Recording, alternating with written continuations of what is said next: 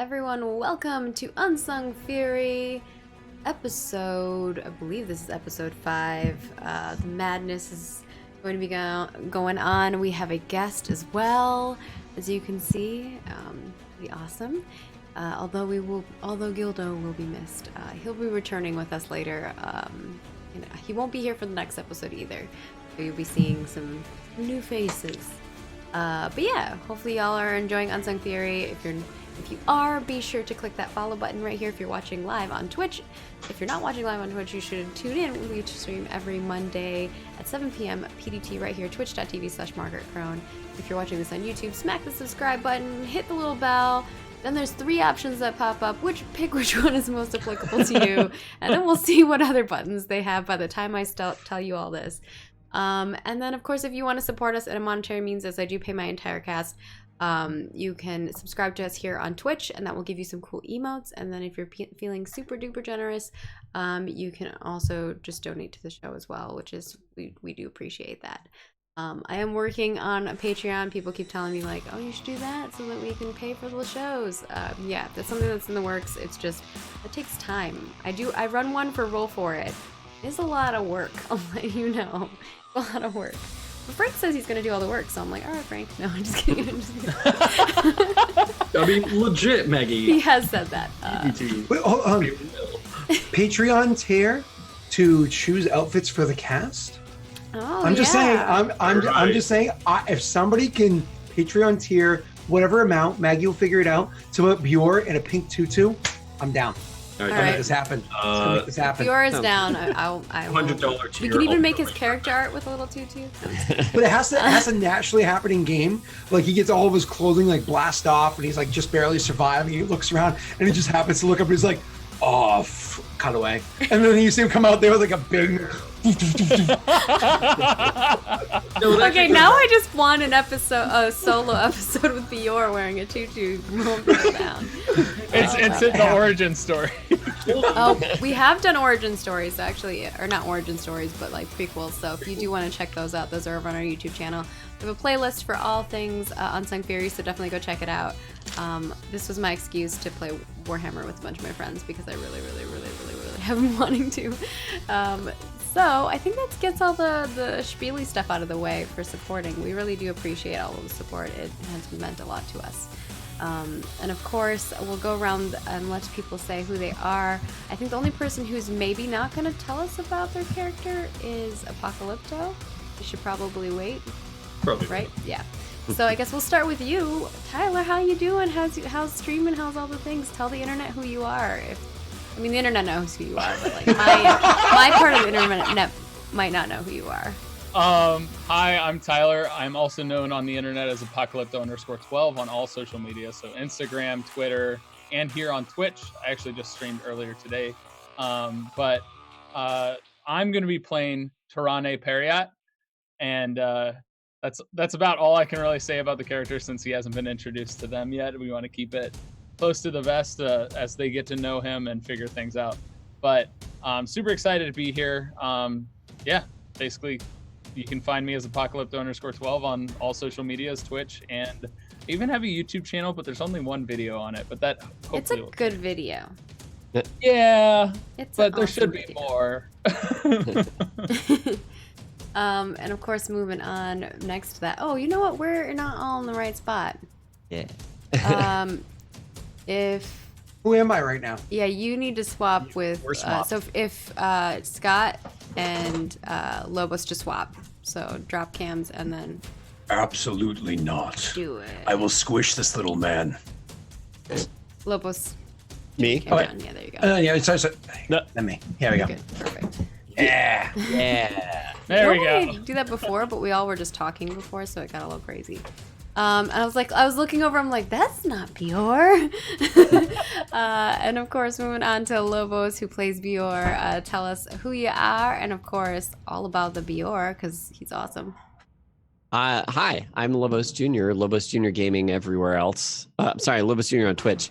Lobos Jr. Gaming everywhere else. And I play Bjorn, who's a space wolfy guy who's really big and intimidating and shoots people. That's about it, really. He's big and he's like a teddy bear though. He seems like He's not- down. He's all right, but he's still in a giant suit of armor. So. And of course, next up we have Luther, who is played by Scott, aka Delric. Tell us where people can find you at, and of course, a little bit about your character today. Well, Luther first is kind of an ass. If you haven't seen the sessions prior to now, then I'm warning you, he's kind of an ass. A little aggressive, but you know, he's still not too bad of a guy. As for me, also kind of an ass. You can find me as Delric everywhere on the internet and on Lost Initiative, my other channel. On Delric, I have a couple of awesome shows going on. Tyler's in one of them. The rest of you aren't invited. Sorry. All right. Actually, I invited Maggie, but she shot me down. What? Like my prom It's date. because I think Yeah. you're streaming whenever I'm like at work. No. It was actually, it's your one set date night with your significant other, and you have to respect that. Oh Like, yeah. Yeah. I try really hard not to schedule anything on date night. Not only did she say no, she said no, but if you give me a heads up, I'll totally still do it anyways. Because that's Maggie. She's awesome. A one shot, like a guest spot, I would do it. Because Maggie's With awesome. a heads up. That Hey, would look, be I've been in fun. a relationship for 17 years. Key hint, if you want to, I would definitely recommend date night. It will help. You don't Oh, have to that do was it every convenient. single time, but like, you know. And of course, I am, you know, you don't need to know who I am, but I am, the character that I'm playing is Ostara. She is a sanctioned psyker. There are cats being fed behind me if you're hearing lots of pebbles. That's what's happening. Yeah, she's a little creepy. She kind of talks to herself, like sings hymns and prayers and mumbles them to herself. Or cuckoo. Yeah, I've been kind of focusing her spells on like telekinesis and psychic things because I think that like that's a fun route to go down. And also really useful in the battlefield, which I think is fun to like be able to predict things and stuff like that and crush them. I basically feel like a Jedi. It's like the two things I love, Jedis and Warhammer, put them together. And of course, we're gonna toss it over to our GM or Space Master, aka Control Frank. What's your name today? Hello, I'm You Caravan. are Caravan Hand. Okay. He changes his GM name every day, so whenever you see the roll 20, whenever he's rolling, you can see what his name is. Tell us where people can find you at. Of course, take it away from there. Well, as you all know, I'm Control Frank. You can find me on Discord at Control Frank. Easiest place to find me. Twitter, Control Frank. Twitch, Control Frank. That's really all I have for social. And before we begin, last week, after everyone left, Maggie was talking to me in character, and it was creepy as hell. Yeah, Maggie, you were doing your character voice to me when I was asking, "Hey, do you want some corruption points?" And you're like, "No." Oh, yeah. No, I was doing that. So creepy. It's like, okay, I'm done, Maggie. I was like, That's what's great. going on right now? That's great. That is so great. So I was like, does Man Beast know about this? I was doing like a creepy voice of somebody For who like sure. doesn't have a brain. Oh my gosh. So, Chris, Frank's explanation. oh no, I was just saying her character is creepy and weird, and I love it. We had I think was it episode 1 when my Perils of the Warp just made me murder everybody. Yeah, pretty much. Killed 20 people. I'm learning Whoa, so whoa, much whoa, whoa. already. She did not kill 20 people. She knocks 20 people unconscious. I killed 19 of them. Oh, that's true. That's true. That's true. I knocked 20 people unconscious and then he went and stabbed everyone. Scott needs his glory for stabbing unconscious people. Oh yeah, she Thank you didn't for kill doing the them. heavy lifting. I'll take the credit. All It's right. so good. But to jump right into things. The attack on the city of Estropolis was several days ago now. You have attempted to see whether or not the beacon was drawing the unknown forces in. It did attract attention, some of it unwanted, from the Estropolis militia, who had been patrolling the streets since the attack, and who were simply investigating shady people doing shady things. Just like Maggie's version. Gilda was able to track down 2 of the scouts who looked at your little trap and deemed it as such. Maggie, you're making me hungry. Now, a couple days have passed since then. Have you guys kept the beacon on, or have you turned it off? Hold on. A couple days have passed since then. When we last left off, it was literally Gildo went there and stabbed a bitch and then ghosted. So what has happened with Gildo so we can appropriately react? So Sorry. Gildo and Manvictus are sadly no longer with the party at the moment. They both left both around the same time. Gildo actually heard word of the person who he was seeking on the planet, maybe in a city west of here. And as this is a very personal matter for him, he went off on his own and he told you he will meet you in Thero, the capital city. Oh, okay. So meet in Thero. Let me open my notes. And if I recall, our original idea was to keep the beacon on through the day and night, and then I think we were just turning it on to use it as a trap. If we find that no one responds to it, or it doesn't attract the people that we're trying to attract, well, yeah. Aside from the 2 scouts, there has been no one bothering. and none of the scouts survived, so it's not like we could interrogate them. So No. Yeah, and even then, the scouts may not have. They could have just noticed commotion in the area, tracking the others, not even necessarily us. So it seems as though, kind of pulling this back into character, maybe even we can jump a couple days later, like Frank said. So imagine that at one point in time we're kind of gathered around and analyzing our own situation. Frank, are you saying that we stayed in this spot, in this abandoned building sort of a thing? Or are we back at that town we were at beforehand, Estropolis? It's still same town. You were in the town. You tested it in the civilian quarters, which was My attacked apologies, and yeah. decimated. My apologies. Yeah. So here, probably saying something like, well, it seems as though we did get answers for our little test. That wasn't the reason why they attacked. Or very unlikely that that's the reason. It's more unlikely it was a coincidence. then what do you think was the reason they came? Wrong place, right place, right time. Perhaps. It's public knowledge what happened with their whole goal, right? Didn't they murder Yeah, I forget his title, but The yeah, Lord. the Lord Mayor. Lord Mayor, that's right. Yeah, so it's 100% public knowledge that the Lord Mayor, Bay, was killed. The civilian quarter was devastated with about 11,000 killed. One of the military quarters was also destroyed, with about 18 out of 20 armored vehicles destroyed. Right. And the industrial quarter in the city was also destroyed. Okay. Bjorn would just say, clearly they just wanted to take down the military force so they don't have to deal with more in the future.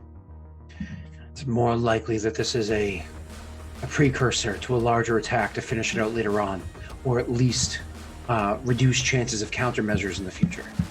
Right? I think more or less our place here in this city is,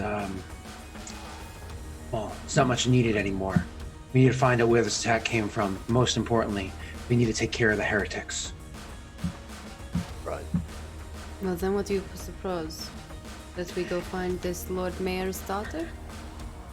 It's more than likely the best path right now. I'm just curious. Have any of you, I should say either, because have either of you had any contact with Manvictus since he's left? None, I. I'm almost wondering whether or not this, holding up the black box, would be better in his hands for further analysis and seeing if he can almost use it to, one, see if there are any others about, but act more in our favor.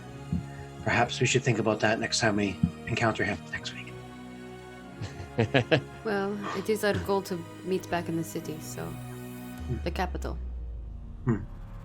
I actually will look to, I think Bjor's the one with the map. Look to Bjor and say, the capital. How far?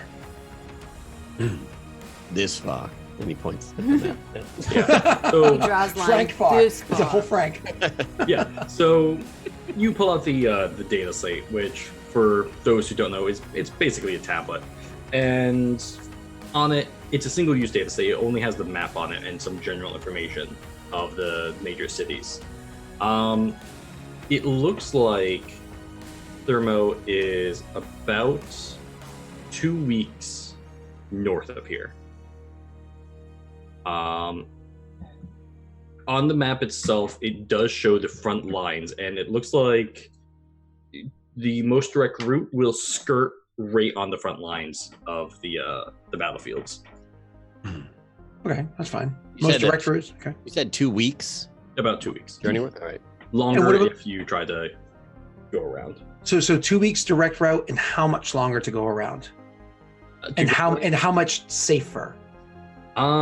Seeing as you guys don't really know the country, probably about 2 extra weeks if you attempt to go around the war zone. And these front lines are between the two factions that neither of them are actually necessarily bad. We don't really care for one side more than the other. We've just been more working with the side and not having to do with the heretics, correct? Yeah. Okay. Both factions are not the heretics. That is correct. So we don't really have an opinion on one. We just chose one because that's how things went before. Okay, cool. Yeah, and you killed everyone else on the other side that you found. Yeah.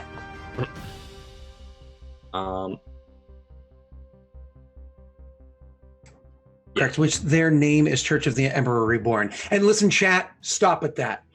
Stop. Stop. Stop. Jesus. I'm not even in chat right now, but I can only imagine the response right now. I just looked over and I was just laughing at it. Now, Oh yeah, I was muted. Sorry. let me... They could hear me, but no. the stream couldn't. Oh, rip. Yeah, so you're looking at the map right now. I want you to make a quick test of sorts. I want to see if you can notice something a little small Survival? on the map. Not survival. It's something on the map itself. Also, Luther, I like your picture that you have. Roll awareness for me. All of us. Who's the one rolling? Whoever's looking at the map. I have an 8. What do you have, Bjor? Wait, I'm sorry. What were we rolling? Awareness. Oh, It's not in this. It's just 7. to see if Oh. your characters know Oh, themselves. so flat note. Thank you. I'm sorry, Yeah. Frank. Thank you. It's basically you're all looking at the map. I want to see if you see something on the map. The characters used to have D6s instead of D20s now. Did you notice that? Yes, I noticed. I thought Yeah, that I was weird. saw that. It's so weird. They fixed Yeah. it, I guess. At first, I was like, "What's wrong with my sheep?" But Yeah. then I realized that. it I was forgot to just tell my you guys when I was playing on Saturday. Yeah, they changed sheep. Damn, you both got 8s. it. Nice. And Glory, yeah. Oh yeah, move some, I'm- add some I'm glory sorry, in that kid. box. Could be as glorious as you, Bjor. Everyone but Maggie is allowed to shift. Ah, I'm gonna go for because there's 2 really good ones here. I'll go for the more info because I think it's like more and then there's deeper or something, right? Yeah. higher quality. Gonna shift inequality, and you're going for info. It's gain Yeah. information, improve quality, or improve speed. Yeah, We'll I would go complement for each more other. Information also. Okay. He doesn't want to compliment you. That's fine. You know what though? But I will. I love your new haircut. You're sexy as fuck. He did get a new haircut. This is true. He is Thank At you. first, I Bjorn. was like, "Who's this joining our call?" some random person. Yeah. So you both, actually, all three of you all three of you basically all notice on the map itself. There are no capitals for either faction listed on the map. There are major industrial cities, and it would appear that the front line ends several miles before the capital city. So and you said that the what lines? What was that? The front line, like that's listed on the map, ends several miles before the capital. Okay, interesting. So that's something that we can inquire about. So I just suppose just pointing it out, probably one of those things where we probably both like recognize at the same moment. I'm like, did you see that? That's that's interesting. What could that mean? I have maybe perhaps even a third or fourth influence in the area, or at least some sort of truce. And I'll look to Astara and say, clearly she didn't click for her yet. And I'll say, it seems like the front lines they've stopped near the capital, but they don't actually reach the capital itself. I know we haven't directly addressed your abilities, but can they stretch far enough that using this map as a guide, you can see something that far off? Unfortunately, I'm not that powerful. Without inquiring too deeply as of now, around how far can you stretch? Approximately 5 kilometers. I look at the war zone endpoint and the I city. will point. She points out like how far her range is from where we currently are, that she could. But Perfect. out of game, it's 5 kilometers. So using checking how far from the end of the war zone is it? You said a few miles. Yeah, if I had to put a number on it, it would be 20 kilometers. 20 kilometers. Okay. A circular 20-kilometer exclusion zone. I'll have to say that a war zone is something that all of us are comfortable with. However, an area of peace amongst war, that's a bit of a strange sight. Not for this place. I mean, we saw what they were doing. They're just fighting each other for no reason. They're swapping their people. I don't understand this fight. Children playing tag. Possible they just have a well-defended blockade there, and that's where the front line ends, because that's as far as they've gotten. It's more likely they would have something like that marked on the map, though the map could be outdated. I think one of you said as such when we first acquired it. Perhaps we should inquire further of the local militia. We could do that. Which way do we want to go? I think we Direct should head. route? I think along the front lines, it'll give us a better idea of what it is that we'll be walking into when we finally reach the end of them. Besides, it's good to know which side is winning. That way we can know which side is worth talking to. Those that don't earn glory perhaps aren't going to have the information we need anyways. So do we want to actually head out, or do we want to talk to people in the vicinity first? Well, I think we're not in the city anymore. We are out. We're by that you're in the abandoned skirts or church. whatever. Yeah. Yeah. So I think it's important that we see if we can get any further information about this region before we just go diving headlong into it. But maybe we can talk to some of the soldiers that are here with us right now. I was gonna say, funny enough, you guys did actually gain a few contacts. Most of like the my eyes? don't have people. Should I have a separate thing for contact? Oh no, contacts are basically, I'm saying, yeah, you guys met a few people here that you might be able to contact. They might be able to help you out. Or you can visit the Lord Mayor. However, you would all know that's going to be a little difficult because she's being newly instated and is taking over a very stressful situation of the town was just attacked. Mm-hmm. Okay. So I think utilizing, because I actually wasn't here for that session. That guy that I was kind of threatening with in his office in the jail before, did he live that fight? Yes, the prison was now attacked. Okay, now he was a prison warden, but would he have ties up in the military to actually be able to? Because again, I wasn't here, so you guys made more contacts that session than I was actually witnessed. So was there anybody else that popped up that session? Because I'm kind of thinking, oh, the warden's a good person to talk to. There's also LT Douche from last session that we can talk to, because I believe he survived. Yes. Yeah, because I didn't shoot him. Yeah, so the prison warden, you would all know, he doesn't have very many military contacts, but he does have civilian contacts and basically lower He's also nobility back contacts. in town. Yeah. So you I guys said we have to talk to travel back. Lieutenant Dijon? Chance first, since he's What? here. Deja. Yeah, LT he won't be douche. too hard to contact. He's been keeping guards near you for protection. Tyler's character, LT douche. Yes. Oh no. But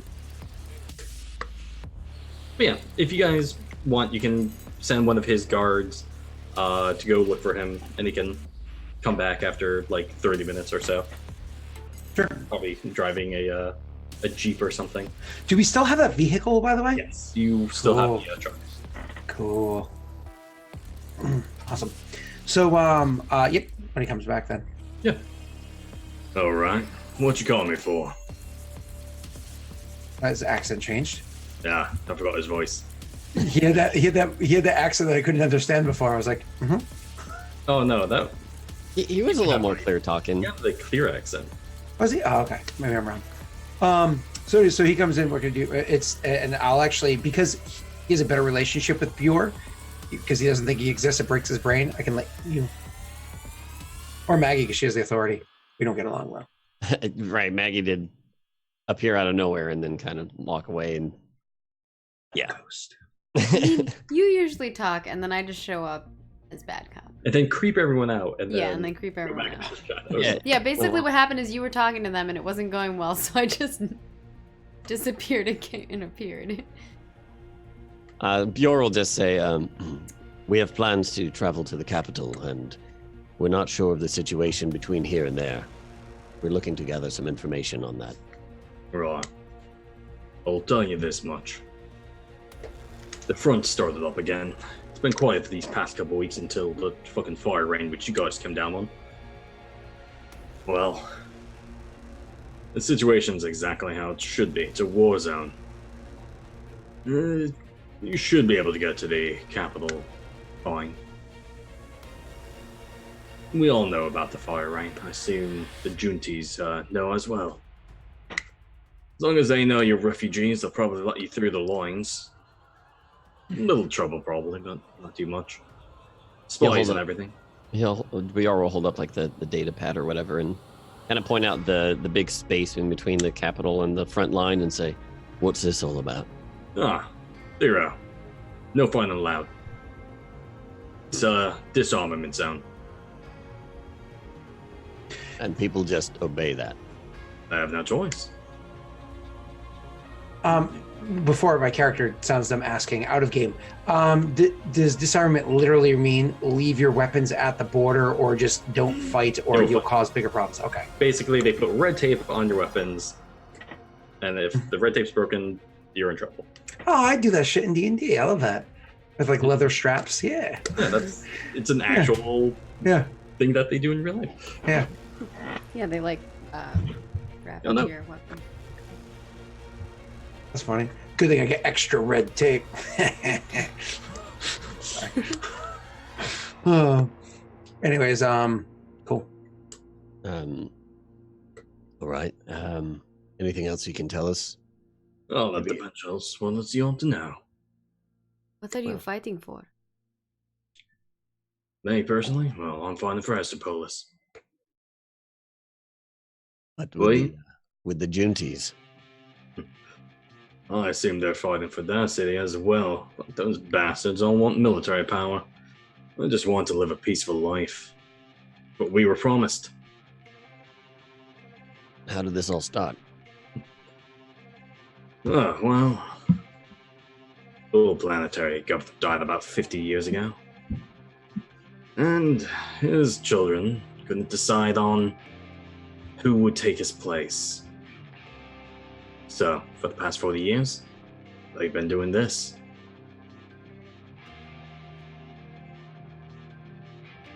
Why doesn't someone just decide or split the place up so that you have one nation and another? And he kind of puts his arms out and then points to one side of the map and then to the other. One nation, another. Unfortunately, we were told, to my understanding, there can only be one Lord Governor, and they don't want to split power. And yet, He taps on the map where the capital city is. They share.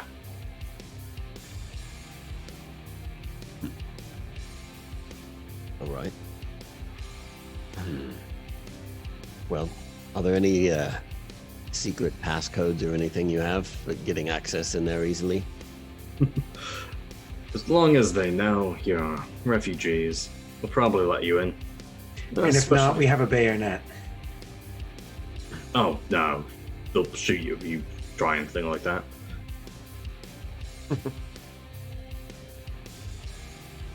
Well, I'll give him an incredulous look with the fact that he didn't shoot me, and I was just about to do it to him. do we need any more information? I think I'm good to go, personally. In Ostara's head, that she's thinking, not any information that that person has. Well, I don't know if you have any extra supplies, but we plan to road trip up there. So, Well, anything extra would be helpful. the Jundies are pushing toward Estapolis, so I can't spare much. But we can reload your weapons if you are running low. But that's about it. I think. Let me check. Yeah, actually, Yor does need a reload, so he'll take him up on that. All right, thank you much. Well, shall we roll out? Autobot, roll out. Star will nod, grab her bags. Who's driving? I look at him. I look at him when he asks who's driving. Like, it's a joke. All right then. Your. He'll get in. He'll get in the truck and wait for everybody else to get situated. Yeah. And Yeah, I hop in the back. who has the beacon, the black box? I think I do. Hey, correct me if I'm wrong. Because I think Currently. Gildo did for a while, but he's kind of gone at the moment, so yeah. Ooh. All right. So you make it slowly out of the city, driving this rusty, broken pickup truck that has a nice mounted gun on the back. Heading north.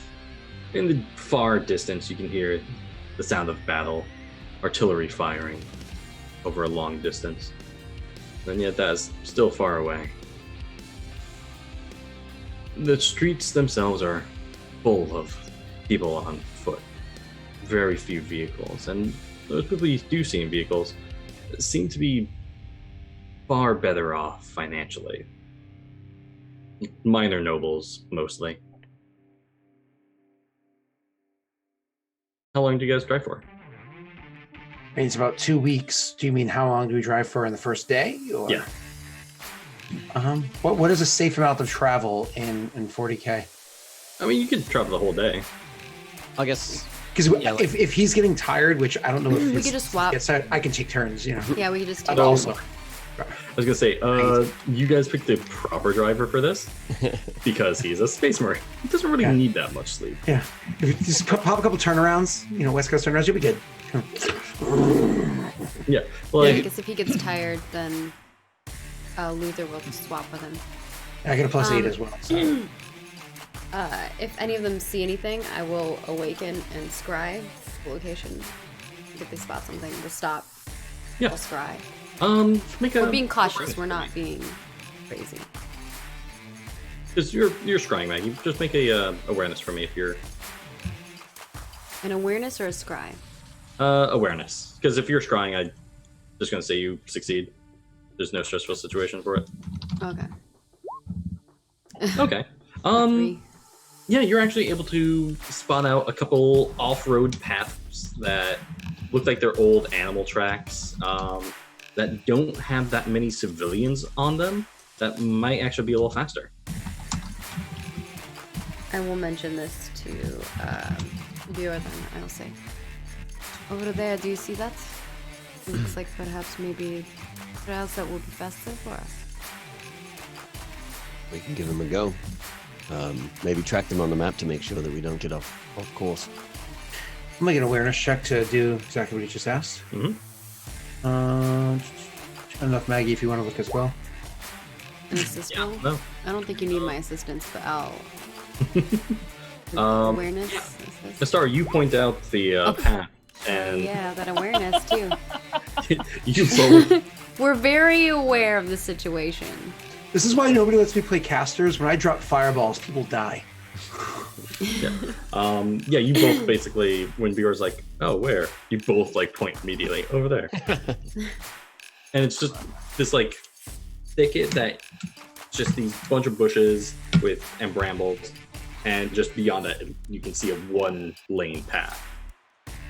All right. Well, All right. I'm trusting you all, and he'll just kind of crash right through Pilot it. check. Ooh. We run over Tyler's character. No, I'm just kidding. Bjorn's hiding in the bushes. Did you see something? Nothing worth noting. There's a slight Oh, bump gosh. in the car. Oh no, that's not very good.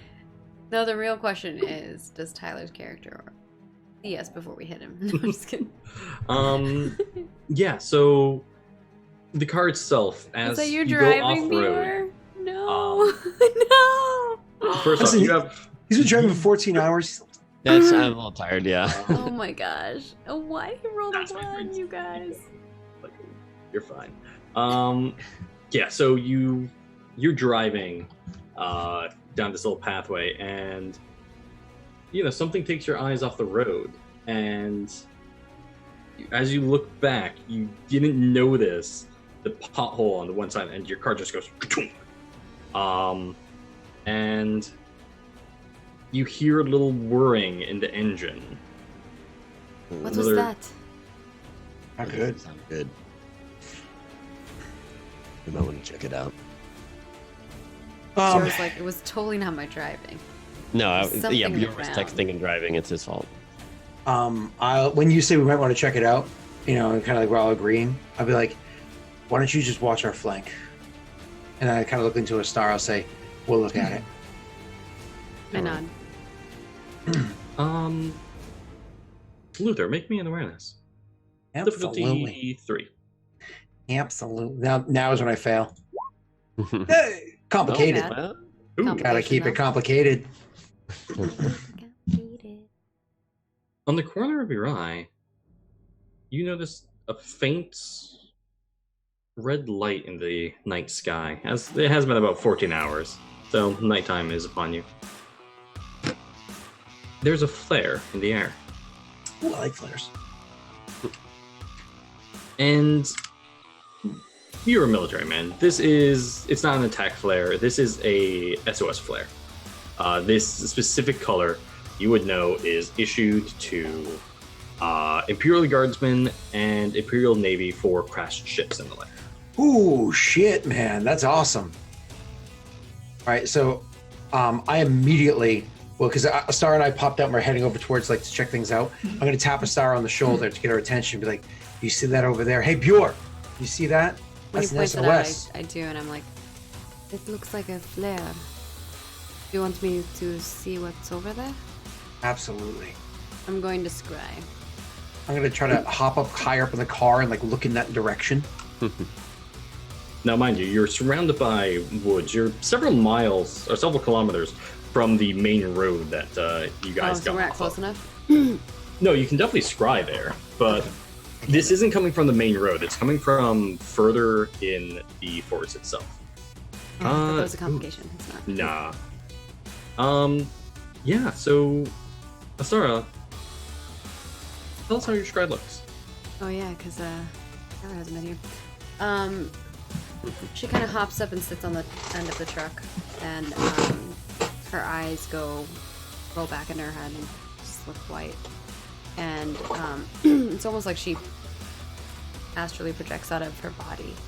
It's not her, it's just like a vision, looks like a fisheye lens, and she just kind of floats, concentrates on the location, and teleports to that location. Yeah. And looks around. And everything is much more vibrant, so if there's greens or purples or whatever, they're much more vibrant than they would be normal. Yeah, this flare is just probably beautiful in that. Blinding me. Yeah, that too.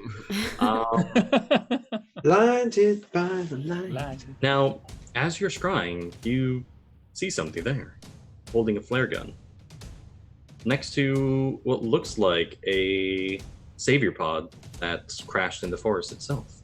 Can I see the number on the savior pod, and does it look like ours? Yes and yes. And Tyler, what does she see? You see a fully armored, Imperial Guard clad man, fully masked, fully covered in garb, kind of scorched on the outside. You can see burn marks from whatever had happened. And he's just kind of laying there, almost disheveled, shooting his flare gun, leaning against a tree. Okay. Basically, looking really tired, Wondering but otherwise unharmed. Just I wonder if black. I can do this to somebody else. Yeah, but can we roll for hotness? I can roll. Yeah, Tyler, roll a 3d6 for me real quick. Cool. Triple ones. Do I see anything else that's defining about him, or do I know what the pod number is that he was in? Yeah, you can probably see Or is this the pod just pod fucked number up? printed. The pod is definitely heavily damaged. It looks like it came down in the forest hard and hit several trees on the way down. I would mentally note the pod number then. Yep. And I'll let you make up a number for it because Okay. 87653. Yeah, and I guess as soon as she gathers all the information she can. Do I see anyone else or any other bodies? you see 4 small graves. Oh, They look alive. Graves. Oh, graves. Yeah. Oh, okay. Her heart will sink. And I will come back too. What did When you I see? open my eyes, I just go, we must go there. We have to divert our mission here. It's another one of our savior pods. how far? Probably a few miles. I look down at the vehicle and then kind of like look in the direction that we're probably going to be heading. Does it look like this vehicle could even trek that if we were to fix the problem? Make a tech check. Jesus. Yes. Maggie! Maggie, help me! You want me to help you with a tech check? Okay. No, I'll assist I mean, you. I mean, I don't know if you want my assistance. no. Generally, Complication. yeah. It looks like the vehicle itself is fine, but you probably won't be able to drive it there. Okay, so just terrain and all that stuff. All right. Yeah. The forest is too thick. I look to Bjorn and say, any supplies that we should bring with us? Kind of like to him in the back of the... 2 miles. Yeah, not that I. Yeah, but we're abandoning our ride and defense and shit like that. It looks like they're an Imperial Guardsmen, but they don't seem like they're in good condition. There were 4 graves next to him as well.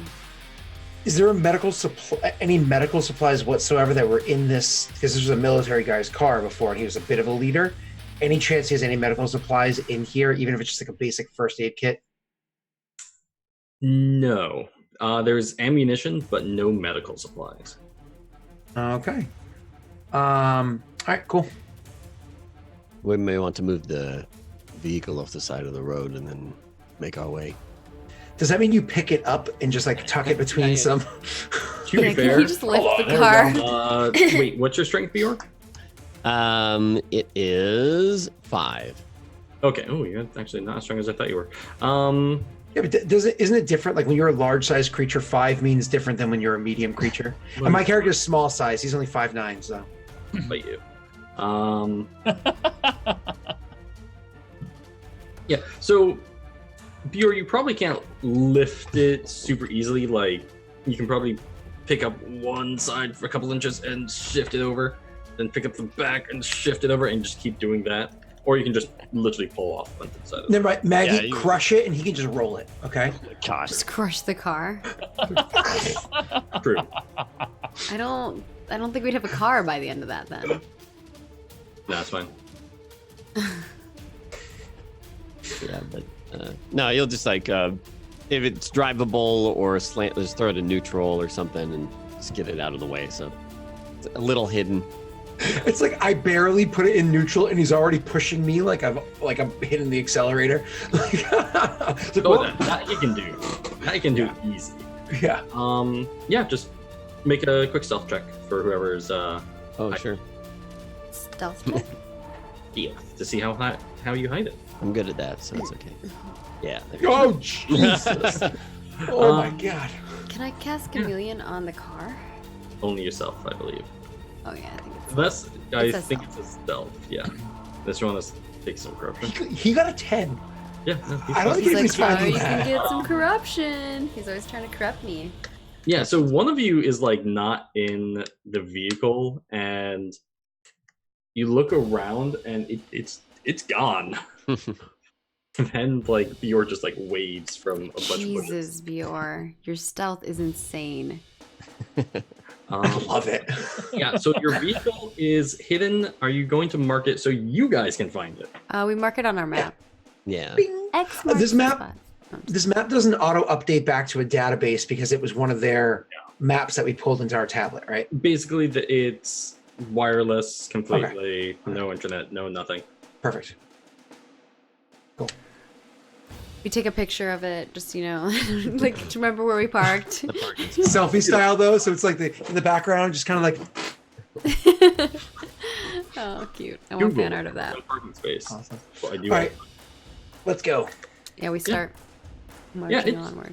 literally a 15-minute walk from where you guys were. Cool. Oh, okay. It's I 2 totally walk 2 miles in 15 minutes through dense woods all the time. miles. Do you not hike? 2 miles in 15 minutes through dense woods? Absolutely. I mean, you're all military trained, so. But yeah, it takes you 15-20 minutes to get there, and yeah, it's the closer you get. Those of you who are more sensitive to things like Bior, you smell the scorched trees from when this life pod came down and crashed into the earth. You're able to easily see the ruined tree trunks above the canopy. And as you guys get closer, you clearly see the savior pod still smoking. It looks like it's been here a couple days at the very least. And yeah, there lies Tyler against a tree. I think we'll probably come forward, but not aggressively or anything like that. I mean, hand settled on the pistol, but certainly not drawing it. I will come forward with no weapons in my hands. I mean, I'm holding my staff, but I'm just like, it's more like, That's because you are the weapon. yeah. Yeah. And You're I one walk how- forward and I'm like, I'm the only non-dangerous one, guys. Leave me alone. I told you, I'm this tiny 5'9" guy. You know what I mean? I'm so says the I'm so one small who and coup de unintimidating. grace 20 young kids. That's right, because I had to prove that I'm like a pit bull. You know what I mean? Like, "Arr." You over there. We are from the same place as you. Rane would startle to his feet, hand on his holster, pistol in hand, ready to draw. Says, It is okay, calm down. I am part of the hold on. Oh, hey, you know what? I'm gonna do it. We are part of. I am part of the Adeptus Arbite. We are from Savior Pod 31697713.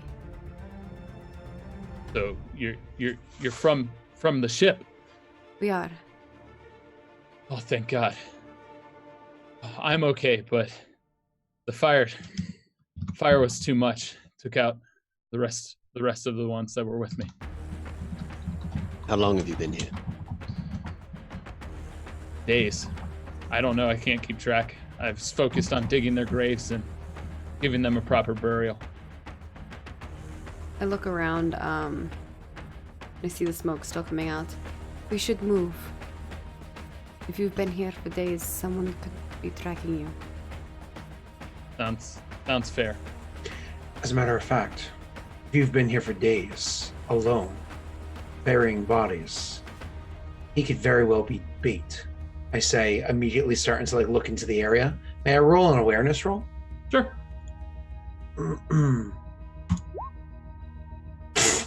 Now I fail. You know this looks like a genuine crash site, so. Is anybody else prompted by my words? No. Oh. Gotta kill him already. Shut it down. Why are you trying to kill me? I just got here. Do it. You look like you are an Imperial Guardsman. I am Ostara Thomas. Name's Torne Peria. Would I recognize Torne from the ship? He is actually wearing a familiar uniform. It is the blue greens of the unit that was on the ship. Okay. I'm Buell. You're Luther. big. Luther Hushard. You're welcome to come with us if you have nowhere else to go. I have no place to go. I am appreciative. I assume you saw my flare. We I did. did. It was properly timed. What brings you to the area? I know not where I am. We are like you trying to find our way back, but we are looking for others like us. We're looking Survivors? for other survivors, but in the meanwhile, we could happen to find a nice little nest of heretics that exists on this planet. So, while we're here trying to find the other survivors, we figure we might as well lend some some aid and clean house. Fair. I'm otherwise okay. My armor, however, I've tried to remove it. It won't come off. My mask, everything. I'll lean down. I'm actually gonna make a can I make a tech check would that be to remove it? To look it over, my apologies. Yeah. Okay. I'll lean down and make a tech check to look him over. While I'm looking him over, the result. I'm gonna say it's by the blessings of the God Emperor that you have survived another day to show glory in his name. And yeah, no, it looks like portions of the armor are seared to his skin. Mhm. He needs to definitely see a doctor for removal. Is there any chance I can roll a medicine check to see if there's any bit that can be aided, or should I make a medicine check for that, or is it? I got the point already. You got the point already. Okay. It looks like it's like seared onto his skin on some parts. Yep. Yeah, this looks like it's going to be semi-permanent. It'll likely get removed, but we're going to need a proper, at least facility, if not professional. Yeah. Or maybe Mendictus might be able to help you as well. We are meeting up with them in the city again. I got a +8 on medical. I just don't have equipment. I don't know. You're all battlefield trained, so you know that if you do this in a unsterile environment, he will go into septic shock like immediately. Yep. And then he'll die. I'm going to hold my hand out for him and say, "Can you move?" He's on his feet already. He jumped to his feet when you Oh, guys I'm sorry. approached. He jumped up to his feet because he was scared. He was like, oh. Oh, sorry, I missed that. My apologies. Okay. So, I'll say, "Can you walk easily?" Yes, I buried them easily. Well, not really. I'm sorry for your companions. I'm sure they died gloriously. Now, it's a small walk. It's a small walk back to our vehicle. Perhaps you can get some rest. You very likely need it. Yes, I can make the walk though. I'll offer him. I'm not sure if he what kind of supplies he has on him, but I'll actually offer him like my canteen. He would gladly take it. How far along our journey were we before we found him here? 14 hours in. 14 hours, yeah. Oh, right. Yeah. Just barely starting. So because of the fact that you mentioned men, oh no, we're meeting the next month. Never mind. I will look to him right as we're about to leave. Kind of look to Trini and say, "I understand that you've spent some time here and you're a bit looking to the graves, preoccupied. But is there anything that may be of use amongst the scraps?" Gesturing towards the broken vessel. Not that I know of. I believe I grabbed as much as I could. Do you have your beacon? That's exactly what I was looking for. Yeah, I was gonna get the beacon as well from his ship Oh. if he didn't have it already. I believe he would have searched for it. I don't know if it's still with the ship. Might have been Frankie, broken. Sounds like a tech check.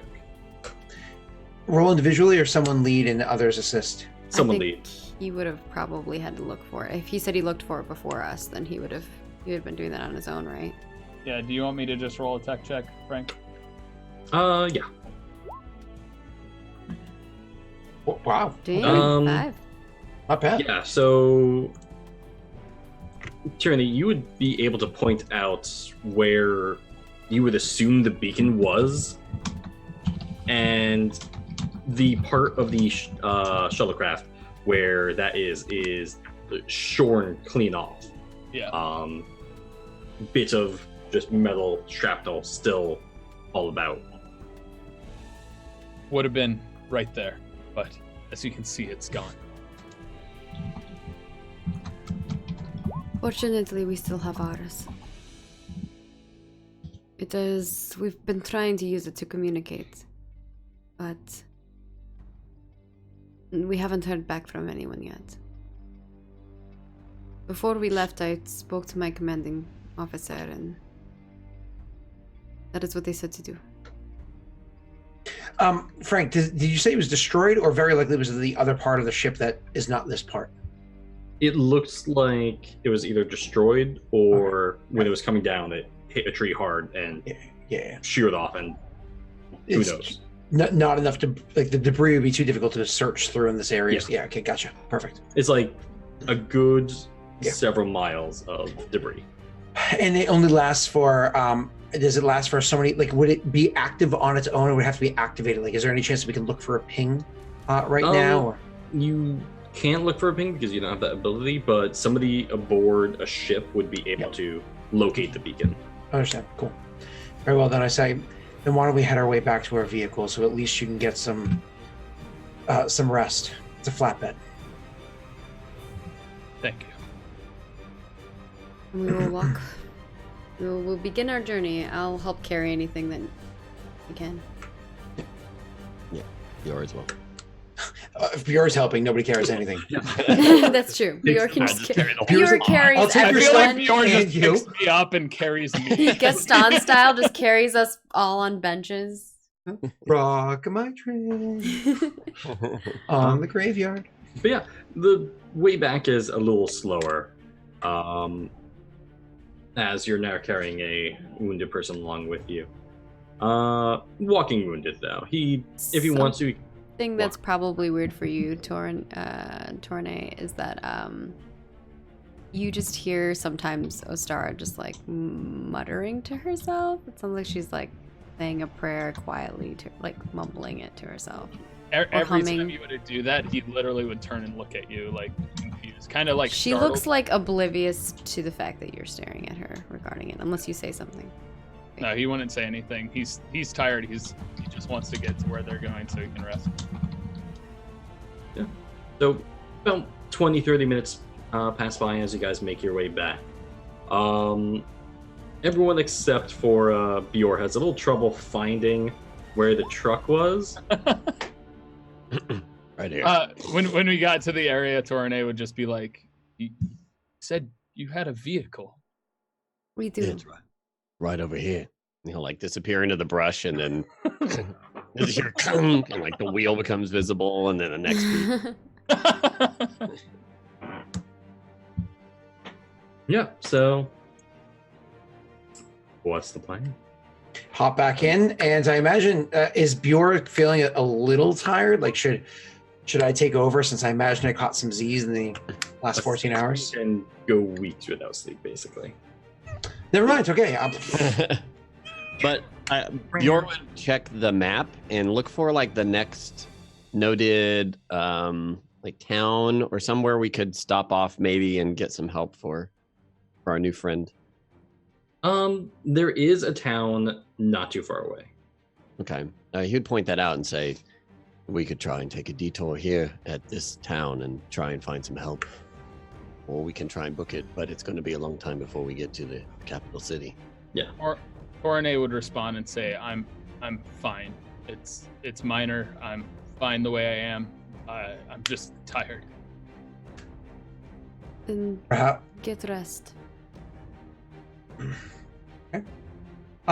When she says get rest to him, and like more or less, probably after he passes out, which I imagine doesn't take too terribly long, because his body would just, as soon as the adrenaline goes away, I will say to Bjork, he may need some amount of medical treatment. Perhaps they would have some basic supplies there. How far out of the way is it? You'd have to get back on the main road to get there. It looks like it's in Republic Health's territory. Gotcha. Republic what's territory? It's in Republic territory. Yeah, I got the you. Loyal Okay. People's Republic of Tor. Sure. Do I have an idea of how long it would take the detour to this place? About 3 days. Whoa. It's the next major city. I just met the guy. Yeah. If he corpses, we just open the flatbed and push him. Dead weight and all. You know what I'm saying? No, it's still on the way that you guys are going. You just have to detour, like... Yeah, 3 days is... Well, no, you're still driving 3 days up there. It's 3 days to get there, so it's not our faster shortcut. It's though. like a 6-hour detour. Okay. Oh. Okay. Okay. It's Okay, not a he's got some 3-day pretty- detour. It's just he's- 3 days away. And it would just He's got them add baby blues. 6 hours on. This is so bad. Yeah, about 6 hours out of the way, but we might be able to pick up some more information there or anything else we might need. I'll look to a star to see if she has an opinion. If the Emperor kept him alive this long, then he has a purpose. We should eat him. Very affirmative nod. I appreciate the phrasing, and then say, 6 hours is not much. Well, let's Do we go. want to start the beacon during our drive? At least a few days. Maybe we will get back. I'll nod. Bjorn will start driving and turn I will around. put the beacon back on How to check for our travel. I want to look over Trinity's equipment to see like what kind of clearly they're soldier. There's no question. But like, do they seem to be specialized in like one form of combat or another? Like, what kind of look at them over? You know what I mean? Like, what's this boy back in? You want me to tell you? If you want to. You're trying to hide it. Also, describe I mean, yourself. He's Who in did? full Imperial Guard armor. Maybe if Scott paid attention I was when paying Tyler attention. described his character. Yeah. I was listening. You see black scorch marks all over it from the crash and the fire, and obviously the thing that made the armor stick to his skin, the reason he can't remove it. He's fully masked. You can hardly see like his eyes through his goggles, but he has a face mask on that is kind of seared to his skin. And so in order for him to drink, he kind of opens the cap to it and pours it in there and drinks out of it that way. That's awesome. So it's like it goes through the gas filter and into that area in order to be able to drink. And so he's like a lean, muscular guy, and he has he has 2 pistols and a chain blade, chain sword. I love that he's just manning through this like morphine's for heretics, and just kind of like just does with it. It's awesome. And I guess just during the day hours, when there's sunlight, for a good portion of that, I will keep the beacon, the help SOS message going. Yeah. All right. As you guys are getting back on the road, Bjork, make a quick pilot check. Sure. Successful one, please. Cool. That one works. Yeah, the roaring Did you noise put in more the points engine in that? stop. What, Frank? The whirring noise in the engine seems to fade away after another couple hours of driving. That's fine. So, by the way, just Warhammer Space Marine lore. Space Marines are able to switch brain off, switch this side on, switch this side on, switch this side on. So basically, you can go like 300 hours without sleep. So he has to switch which hand he's driving with. Pretty much. Cool. One set of hours I'm good at art, the other it's math. There you go. So he's like always stroking out, is what you're saying. Okay. Yes. Interesting. It's like he's commenting on, oh, that was a beautiful sunset the other night, and then the other time he's just like, the statistics of physics of the faster that we go, and Yeah. But yeah, are you guys driving nonstop? Yeah, well, I mean, so I imagine at some points in time we give the engine a break. Like you can't just go 17 days straight without. So We stop at Vistas, take a view, I mean, it's 3 days to that town that we were planning on going eat to. some anyway. rations, watch some space goats. And yeah, you would all notice your new guardsman friend is, despite the damage he's taken, he's pretty spry. And you would all know pretty much that's fairly guardsman behavior. You get hurt, you will get shot if you don't keep going. Especially for the commissar. when he finally passes out, how long does it take before he finally like comes to, recovers, whatnot? Because it's been days for him. I would say it'd probably be a little over a normal rest. Not significantly over, but a little bit over what would be considered a normal rest. He doesn't He's just at, like, sleep for 12 16 hours? hours like me. Yeah. In D&D terms, he took a long rest and a short It'd rest. probably be around 13 to 14 hours. Okay, cool. So when he finally comes to, you know what I mean? It's one of those things where he comes to, give him a little bit of space. And then I imagine like after he's like had like a little breathing room, it's kind of like look to him and be like, so what happened? Well, there was a fire, and just couldn't handle it. Couldn't do anything about it, and we're sent to the pods to get out. And all I know is the group that was with me, they died. I was shot down by some unknown aircraft when we were landing. It was terrible. It was brutal, but still ready to fight. I want to find who did this. I described the ship that shot us down, and I ask if that's the same. That sounds familiar to him. He would respond, yes. Then we know who did this. Who? That was the Church of the Emperor Reborn. Emperor Reborn, right? Yep, it was. I never confirmed. That's We're almost positive because of the way that Maggie had described them and how Yeah. she had described other people she saw. We believe that this was an attack by the Church of the Emperor Reborn. Heretics. They are. Jinx code. Yeah, we say it at the same time. all three of us. Heretic. Heretics. They have taken some land here on this planet, but I don't think this is where they are stationed primarily. He would just nod. Our goal is to find more information about them and then take care of them if we can, and then find our way off the planet. Have you encountered them before? Not that They I had- know of. Not before we arrived here, but they did lead an attack on the city that we were staying in, and they breached where we were staying, and we took care of all the ones that we could. It was a very successful attack, aside from where we interfered. I ran and hid under a table like a little bitch. Which I don't know what I did. Prior to that, Exactly that.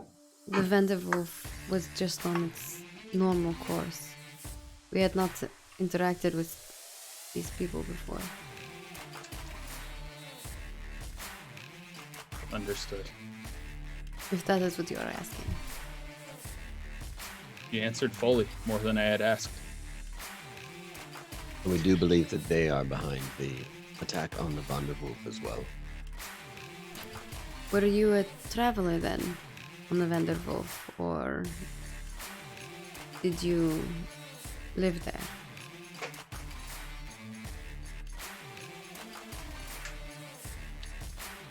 I was a traveler. Did you know the people personally that were in the pod with you? Or they just happened to be passengers as well? They're just passengers. I was told to protect them. They always Thank put you. people with random people. I don't understand it. Certainly makes watching them die a little bit easier. Give their names, let their glory be known for the God Emperor, and let it pass. You're looking for revenge? Not a problem. We're about to go meet them face to face. Sure. Oh. Justice. We're planning to go to the revenge. capital first, though. Off in a line, he would respond before Luther said anything else. Mm-hmm. What weapon do you hold? You hold a rifle, right? Pistol? Wait, what do you have, Tyler? I know you had literally just said you re-described your character, everything, but it was a pistol. And Okay. chain sword. Okay, cool. So it's you're a guy. I look at the weapons at your side and say, though I do have to say the enjoyment you might get in your revenge is going to be somewhat belayed with your lack of bayonets there. You want to watch Actually- your enemy bleed in your hands. Luther, make an awareness for me. Oh, he has bayonet for a nose.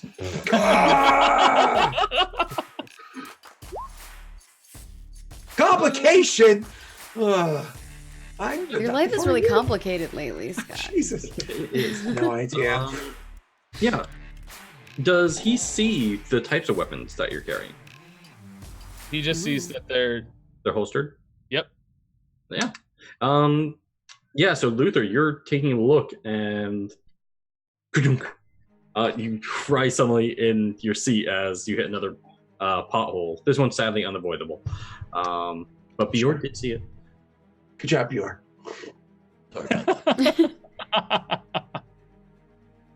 Yeah, so you see as two holster weapons, you can't tell what type.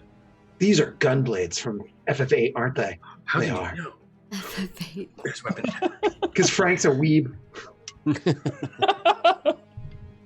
Fun fact, I've never actually, aside from Final Fantasy VII and Final Fantasy VI, yeah, Tactics, never played them. Well, those are two good ones. Would Karane recognize Luther as a commissary? Yeah. Yeah. He's dressed as one, with a little less ribbons. You can tell he's not a full commissar, though. Gotcha. Yeah, junior commissar, which is like the second rank, which is Yeah. like not very high. I think it's like 7 ranks in commissar. 2, 4, 6, 8 ranks of commissar. Yeah. So I'm not very high up there. You're basically not allowed to actually kill people without permission. Yeah.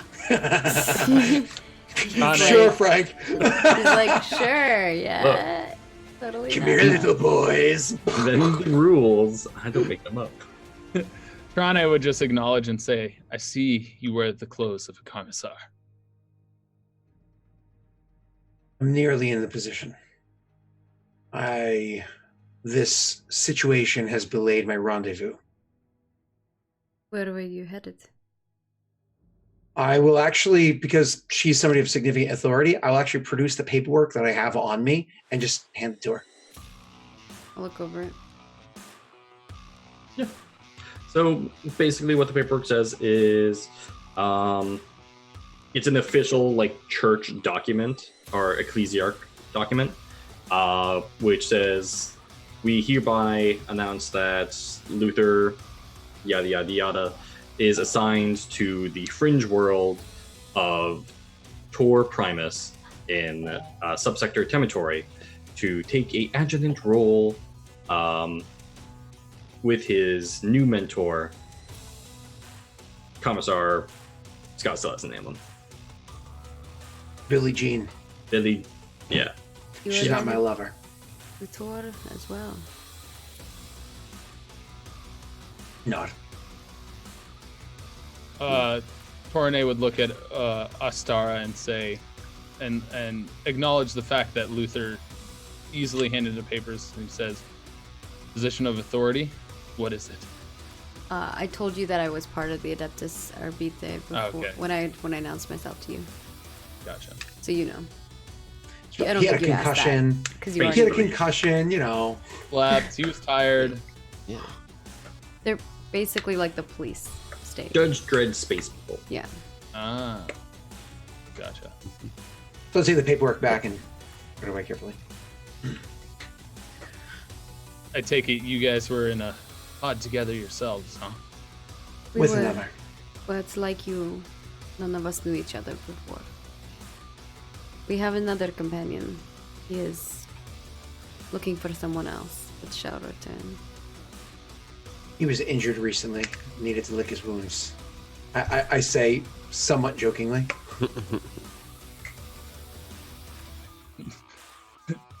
Torne would laugh in response, just there. Well, the ride's going to be a bit longer than your little nap, so I guess this gives us an opportunity to really get to know each other. And then I let one rip. No, so we can. No. Good So thing it's we- an open air truck. Yor, it's all you, man. Yor raises the volume on the radio. Yeah. No, do we listen Nice. to? What are we listening to? metal? It's super Yeah. like country. No. No! There's no radio. No! Oh Oh. God. Oh Oh, no, thank God. no. I will Then sing. DR fiddles with it and Yeah. gets Korean country. Yeah. This is absolutely horrifying. Oh, ain't they? Then I get my wall and go a wall. Ding, ding, ding, ding, ding, ding, ding. I saw my cousin. on it and it. Yor You saw loves me this. too. Bjorn's You're just- jamming to it. Yeah, he just. kinda moving Ostara's just watching and probably smiling. I contemplate shooting the radio. And I look at the large size of Bjor. He doesn't scare me by any stretch of the imagination, but I also want him in the right state of mind for when he needs to kill things. So weighing the stuff. Torne would just sit back and relax and listen to it and just kind of move as the car moves. I tore goes flying out the back. It's called momentum. That's how it works. So, you guys drive on for the next couple days. You do have to get back on the main road for a fairly short time. You made good time, actually. You're ahead of most of the refugees. Turns out taking that shortcut, like, you cut in line very much so. Now you're with other vehicles and looks like minor nobles. No real troop carriers right now. And then you see, going the opposite direction, a truck full of what look like Republic soldiers. And they all look fairly beaten up as they're going by, but they're speeding on the opposite side of the road of you guys.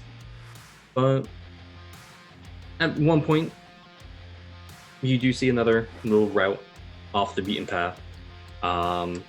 You can take it if you want, but you would guess at this point you don't have to. Traffic's actually good, and the road is fairly well built. Are there other benefits? I'm sorry, Maggie. No, go ahead. Are there other benefits of going off the beaten path? Like, we understand that we're going to be on the front lines and we're not afraid of the combat, but we could also potentially stop other delays or whatever along the way by Or are we just not even there yet because we haven't gotten to that town yet? You're a couple hours away. Okay. Yeah, never mind. Straight on. Yeah. Yeah, I don't think Bjor would take a shortcut or anything. So after another hour or two of driving, finally the road is smooth and no longer the animal path that you were taking before. So no more bouncing, no more potholes in the ground. Luckily not in Wisconsin anymore. And, you see the taillights of the cars in front of you start to blink on one at a time.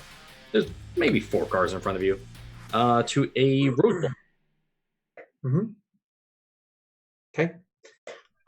Because there's a roadblock, actually, I don't think we'll say anything.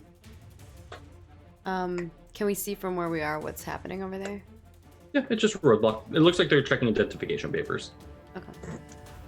So, like, if you scry or anything and look towards it, and with Bjor's amazing vision, yeah, you can just see soldiers there, stopping the cars, making people roll down the windows, checking something, handing it back, pointing. I don't say anything then because I probably assume everyone else picks up on that. Because it's pretty obvious, right? Yeah. I guess Bjor would address Luther and just say, "Looks like we've got some talking to do ahead." Bjorn's like, I'm gonna hand this one to you. Bjor's identification is just his armor, so Yeah. Good day to you with my commissar hat. But yep. I just kind of nod. Work as well. Yeah. So, as you're pulling up, you notice something different about the soldiers. Oh yeah. They're wearing dark blue trench coats. One of them was wearing a kepi hat, which is basically a hat that flops a little forward in the front. And he walks up to your vehicle and just motions for you to stop before you get there.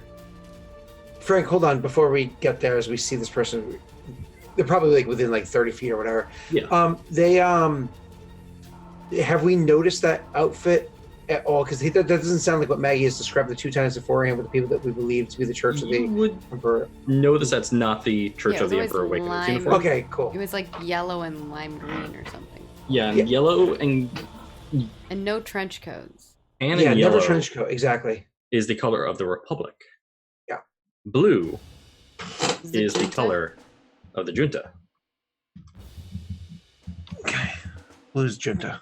Okay. Right. You said tan and yellow. Thank you. I just want to add this in here. Tan, yellow, and then the other one was black, wasn't it? Yeah. and red. Well, those Black. are, Black, red. black, Oh, yeah. this was- red you know. eyes. Cool. Right. All right. Awesome. I'm so sorry. I- So, No, take notes. cool. So, yeah, we slow down. No problem. Yeah. The guy walks over there. He has his gun slung over his shoulder, just on the strap. You can see several other soldiers just looking both ways. They're on guard, obviously, ready to fire if anything bad happens. Of course. He motions for you to roll down the window and looks at the people in the back of the truck. Good day to you. I say like forced. Good day to you, sir. Good day. Welcome to the party truck. What is your business? Hand him a spliff, half smoked. It's like, we are refugees fallen from the sky. Ah, Survivors. wait. What are from this? Is that what we're supposed to say? Or are we trying to keep that secret We are to just ourselves? refugees. We're supposed to say we're refugees. Just refugees. We're refugees. Thank you, Maggie. We're from the skies. We're refugees. From planet Neptune, we come in peace. Wait, time, base. Refugees from which city? And he pulls out a actual clipboard with paper instead of a data slate. Mm-hmm. I honestly don't know if we were given a name for this. Otherwise, I'm just supposed to say Astropolis. Is this an opportunity for Tornade to bluff? If you want to. How do- You how can do totally I- speak over my shoulder. Yeah. What skill check would that be? Deception. To bluff, it would be cunning. Uh, Or cunning deception. Yeah, cunning is for Deception. interacting with people to get good. He would say the city of which you guys just came from, that battle that took place. Oh, that's Estropolis? Estropolis. It's literally, yeah. It's literally, okay, cool. So I need to roll. We don't have to bluff. That's where we started from. Actually, true, yeah. That's Well, actually yeah, where we but it's a city. But are we really the refugees? That was the question. Because he's not. Coronet's not, obviously, but I think you guys are. Technically, we're refugees Roll of anyway. something. So you kind of lean over and say Estropolis. Estropolis. Roll. Roll my deception. Mm-hmm. It's a lie from you. Thanks. Yeah. Yeah, he looks Not a bad at. He actually looks at you, and looks you up and down. Strange armor. Roll for hotness. 3d6. 3d6. Yeah, he looks at Tyranny and then to Bjor. Dude, you hot AF. Wait, rolling 18 equals 18. Yeah, he's cheating. Shh! Don't hover over it. Yeah, so the soldier looks from the guardsman to the space marine. Strange armor you're both wearing. Neither colors coordinate with either army.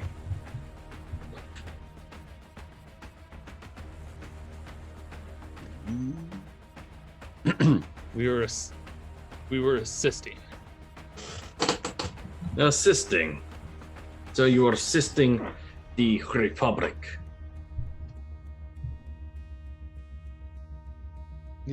He's at this point seeing if anybody else replies. No. No. Nope. We didn't really fill him in on this. What was going on? No, that's not true. We've had days to talk to him between. I guess, yeah. We had initial RP and then literally days passed. Yeah, I mean, so- we could've filled him in can also. help him out. These Because guys. there's no reason to hide. So So there's the junta, and then there's the Republic, the People's would say- Republic, and we were initially working with the People's Republic, and currently we are talking to a guy from the junta. Yeah. So he would respond no. Do you have travel papers? They should have been assigned by your Lord Mayor. If you are refugees, vehicle means you're clearly nobles, and your augmented driver in the front. Does he have his papers as well for the specific augmentations and lifting equipment he is currently wearing? the paperwork didn't exactly survive the situation that we find ourselves refugees from. What was the situation? Boris is safe city. It wasn't a few days ago. He looks kind of sideways. What do you mean? There was an attack of an unprecedented scale. Let's just say it's not one that you would typically see in this war, where it's more of this war that's going on right now, and this is hard for me to say because I'm not a very good liar. It's over understandable dispute. And so there are certain protections for the people involved in the war. The people that did this attack weren't exactly forgiving. No. What happened to Boris? I'll then look to one of the others who could describe it because they were there that session. Thousands were killed, and the Lord Mayor was assassinated. You see him take like half a step back before turning away and walking towards the checkpoint. I will unholster my gun and keep it We have heard down low, rumors out of sight. that the Coronel Doctor is would acknowledge taking. what Luther is doing and put his hand on his holstered weapons. Now, mind you, there is the big honking double-barreled machine gun on top as well. Yeah, don't take that right now. We're trying That's not for the guy to walking up get to it the right car. now. If I hop up on that. Yeah, just say. And there is rumor that his daughter is taking his place currently. So as you're speaking, he's walking quickly away at a quick pace.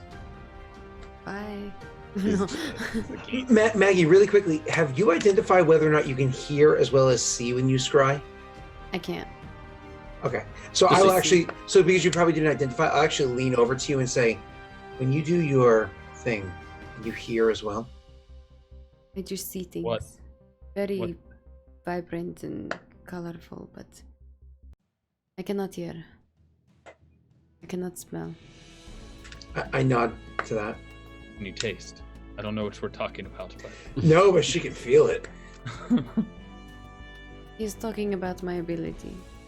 I can see things that are far away.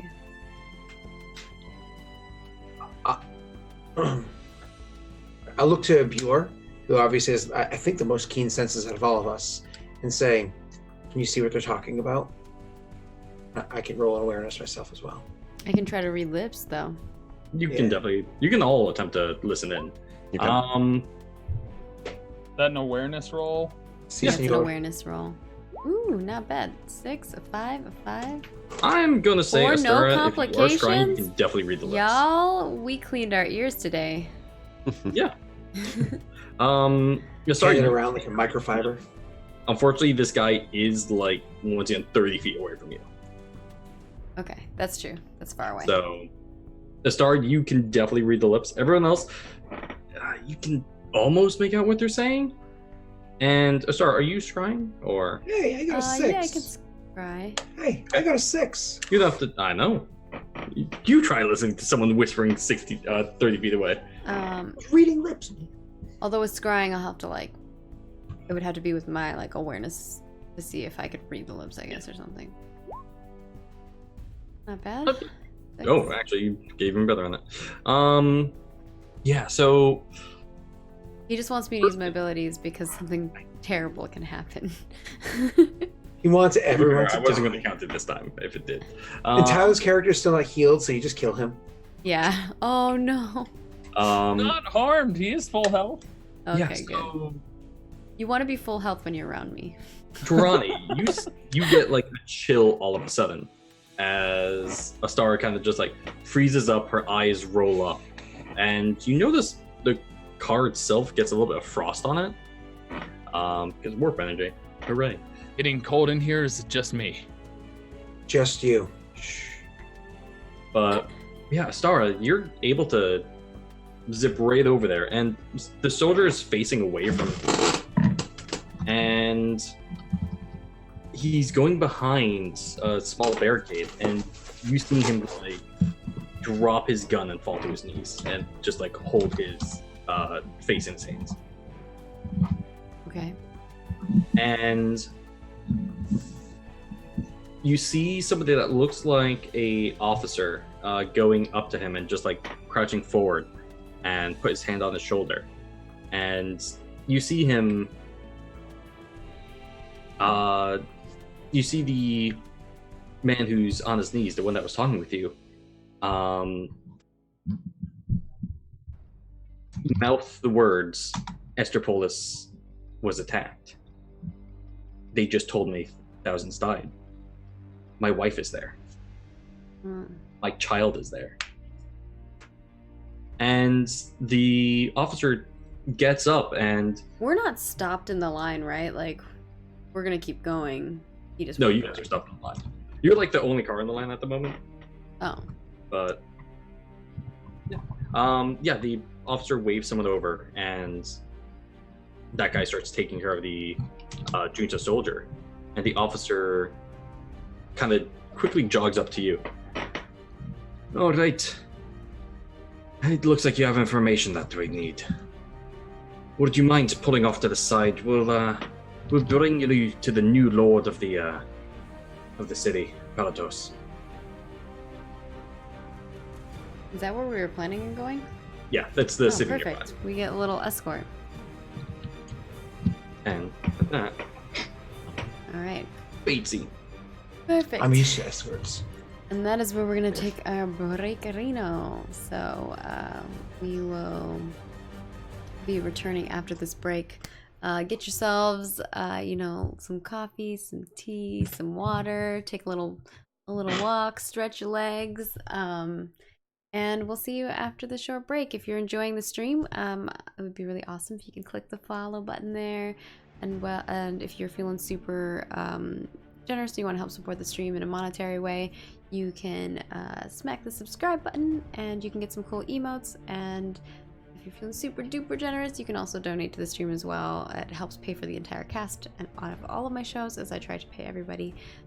So thank you guys so much. And if you're watching this on YouTube, you're probably gonna skip the break and you're just gonna go straight to the rest of it. So enjoy. We'll see you guys later.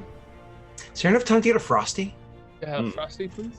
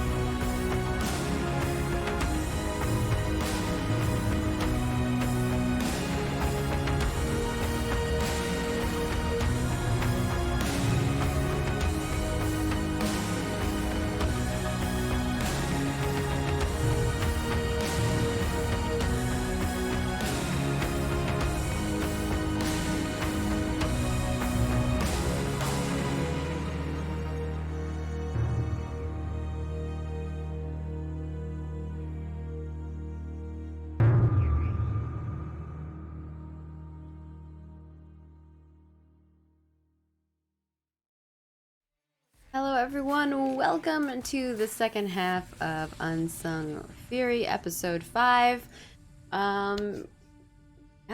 Madness is about to ensue. No, I'm just kidding. We're getting escorted to the city. It'll be great. It'll be fine. I'm sure everything's gonna be fine.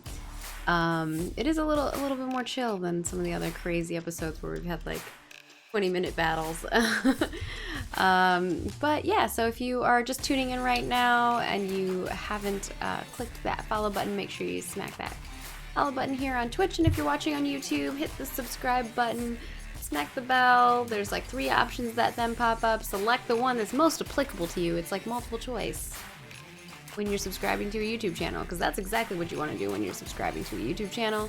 And of course, if you want to support us in monetary means, as we do try to pay our entire cast for all of our shows here on Margaret Crone, you can hit the Twitch subscribe button and you can get some cool little emotes that you can also use in the Discord. And there's a whole bunch of awesome Discord emotes over there. We also have a Unsung Fury channel where we talk about spoilers in there, so you can definitely go do that. And then if you're feeling super duper generous, you can donate to the channel as well. And I guess I'm just going to hand it over to our Space Master, Frank. Or I should say our Caravan Hand. Caravan Hand, because you guys are now in the caravan. Congratulations.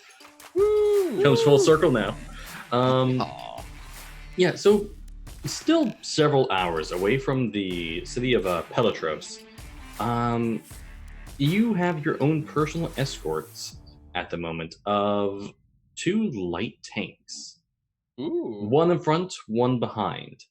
The front one seems to be looking the turrets going left to right, slowly Is scanning there the like a horizon. little woo light? No, Oh. they're military vehicles. You just hear as it moves. Yeah, you do hear like the slight grinding of metal on metal as it goes. But at the moment, they're kind of just leading the way. I guess following no problem. When Ollie was here, we got a souped-up car. Mhm. Now that Tyler's here, we get tanks. I mean, I think we should have guests more often. I mean, Torrene wouldn't say anything. Obviously, this is your guys' decision. He's just thankful to be aboard. By the way, you probably would all know this. None of them questioned the mounted heavy gun on the vehicle. Yeah, I'm also wondering, would there have been an opportunity to question their immediate reaction? Oh, no, never mind. You described that right before. Yeah, a junior officer is in the back of the truck with you, there to answer any questions that you guys have. Like, they offered to send them with you, so if you didn't want him in the truck with you, you guys could say no, or they're basically trying to get the information from you as fast as possible. I'm actually legitimately fine with them being in the truck. You know what I mean? It's just, we're not very, unless somebody else wants to, not going to be very chatty, so I'm not going to be looking to answer questions because that's how we get ourselves into trouble. Don't know if anybody wants to ask any specific questions. Yeah. He definitely seems more like a correspondent adjutant, because he has like a little data slate out with a stylus and he's like writing things down. It's like he's asking you basic questions of when did you arrive in Estepolis?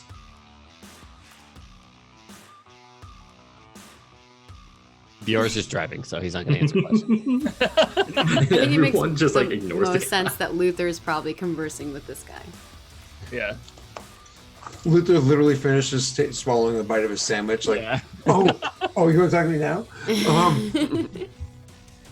Ask it one more time. What about When Estepolis? did you arrive in Estepolis? A little time ago. We weren't counting the days. Where from? I think we technically traveled west to get there, so a little to the east of it. A little to the east. That's towards the front. Are you refugees from a small village? You don't seem like you're from a manor house. There's a really loud plane flying over. And there were there's wheat fields, of farmlands over there that we happened to be kind of like swept into Estropolis from. Yes, We Estepolis just and swept in. Dicticopolis. Did you say diverticulitis? Dicticopolis. Dicticopolis. He just nods. There were reports of a craft falling from the sky. Would you know anything about that? What kind of craft was it? Looks like reports say, and he like looks at his little Palm Pilot that he's got there, and he's like flipping through a couple pages. Possible survival craft, landing craft, shuttlecraft. Are these like enemies? Are these combatants or? Unknown. We do have rogue traders that come around every now and then and drop supplies, which is why we were surprised at the reports of possible cargo pods falling randomly in the sky. It's highly unusual. Well, so one of these crafts just kind of fell from the sky, and you guys don't know if they're friend or foe? We counted about 213 craft falling. These are reports from both our contacts in the Republic and intelligence officers in the Junta. You have all that information right there, I say, looking at the device in his hand. He looks down at his device and says, "Oh, no, I just have basic notes on here that I took myself." Oh, well, at least it's a good thing that you're tracking all of these crafts coming in. Can never be too safe, Uh, I say. And then take a bite of my sandwich. It's my job, sir. Has Oh, I might- anyone actually found these pods? We have actually found most of the pods. Several empty. Unfortunately, a lot dead inside. They're clearly off-world. They don't seem to be hostile, though. We've been sending most everyone to the capital. Everyone that you found? Most of the people that we found, yes. So far, I have a count of maybe a dozen survivors.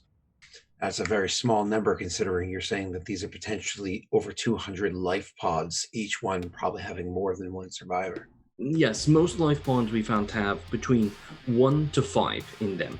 And he's like reading clear notes that he wrote on them as he's speaking. And if you like look over, it definitely looks like someone's sloppy handwriting in stylus text. Yeah, I was gonna say who's using a stencil or a stylus? Like Sorry, stylus to text technology. Oh, hey, he's got that galaxy right there. Yeah. Fancy. We're iPhone people. This is the fucking Imperium. Oh my god. True, Ew, actually. No. True. No, wait, that's the Eldar. Space elves. I did buy my first eye product ever.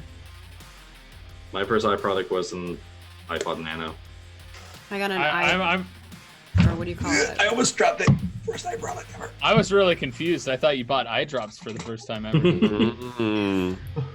No, I bought an iPad because Hero Lab, which is what I was using for Pathfinder, only works with iOS. It's only Really? That's yeah. It's a 5K monitor, which when you're staring at one for countless hours is like really good for your eyes compared to like a 1080 or 720. So I yeah. was like, yeah, it's worth it. No. But yeah, he goes on to basically give you information if you want to know more. Because he seems It's like I'm the GM. I'm trying to give you lore. Take it, No, he's- please. No, Here's no, my no, letter. no. I'm taking the lore. Yeah. I'm just not giving anything. yeah, I mean he might have noted that, but he's like a 19, 20-year-old super skinny kid and clearly doesn't really have the experience for that stuff yet. Okay. Yep. Like a nerd. So, Where in the so city are they taking these people?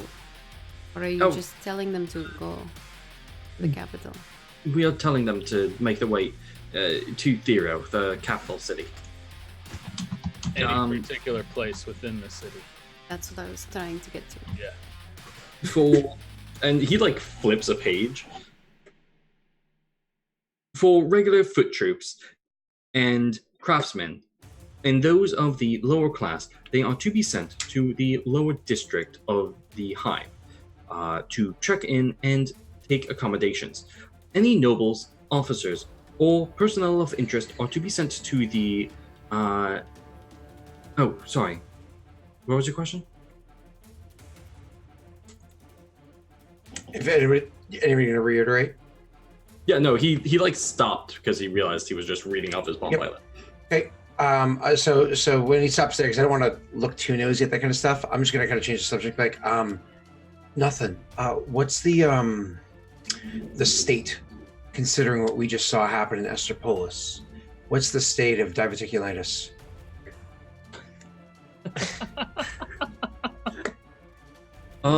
Yeah, Diticopolis. It is the city west of Estropolis. They are twin sister cities. At the moment, there is a relative peace agreement between both cities that neither shall be attacked, as they are two major farming cities. But Well- clearly, that is not what's happened. Which is strange that the Republic would set an incident into their own city like this. It was definitely not the Republic. However, granted, from where we were, it didn't look like it was junta either.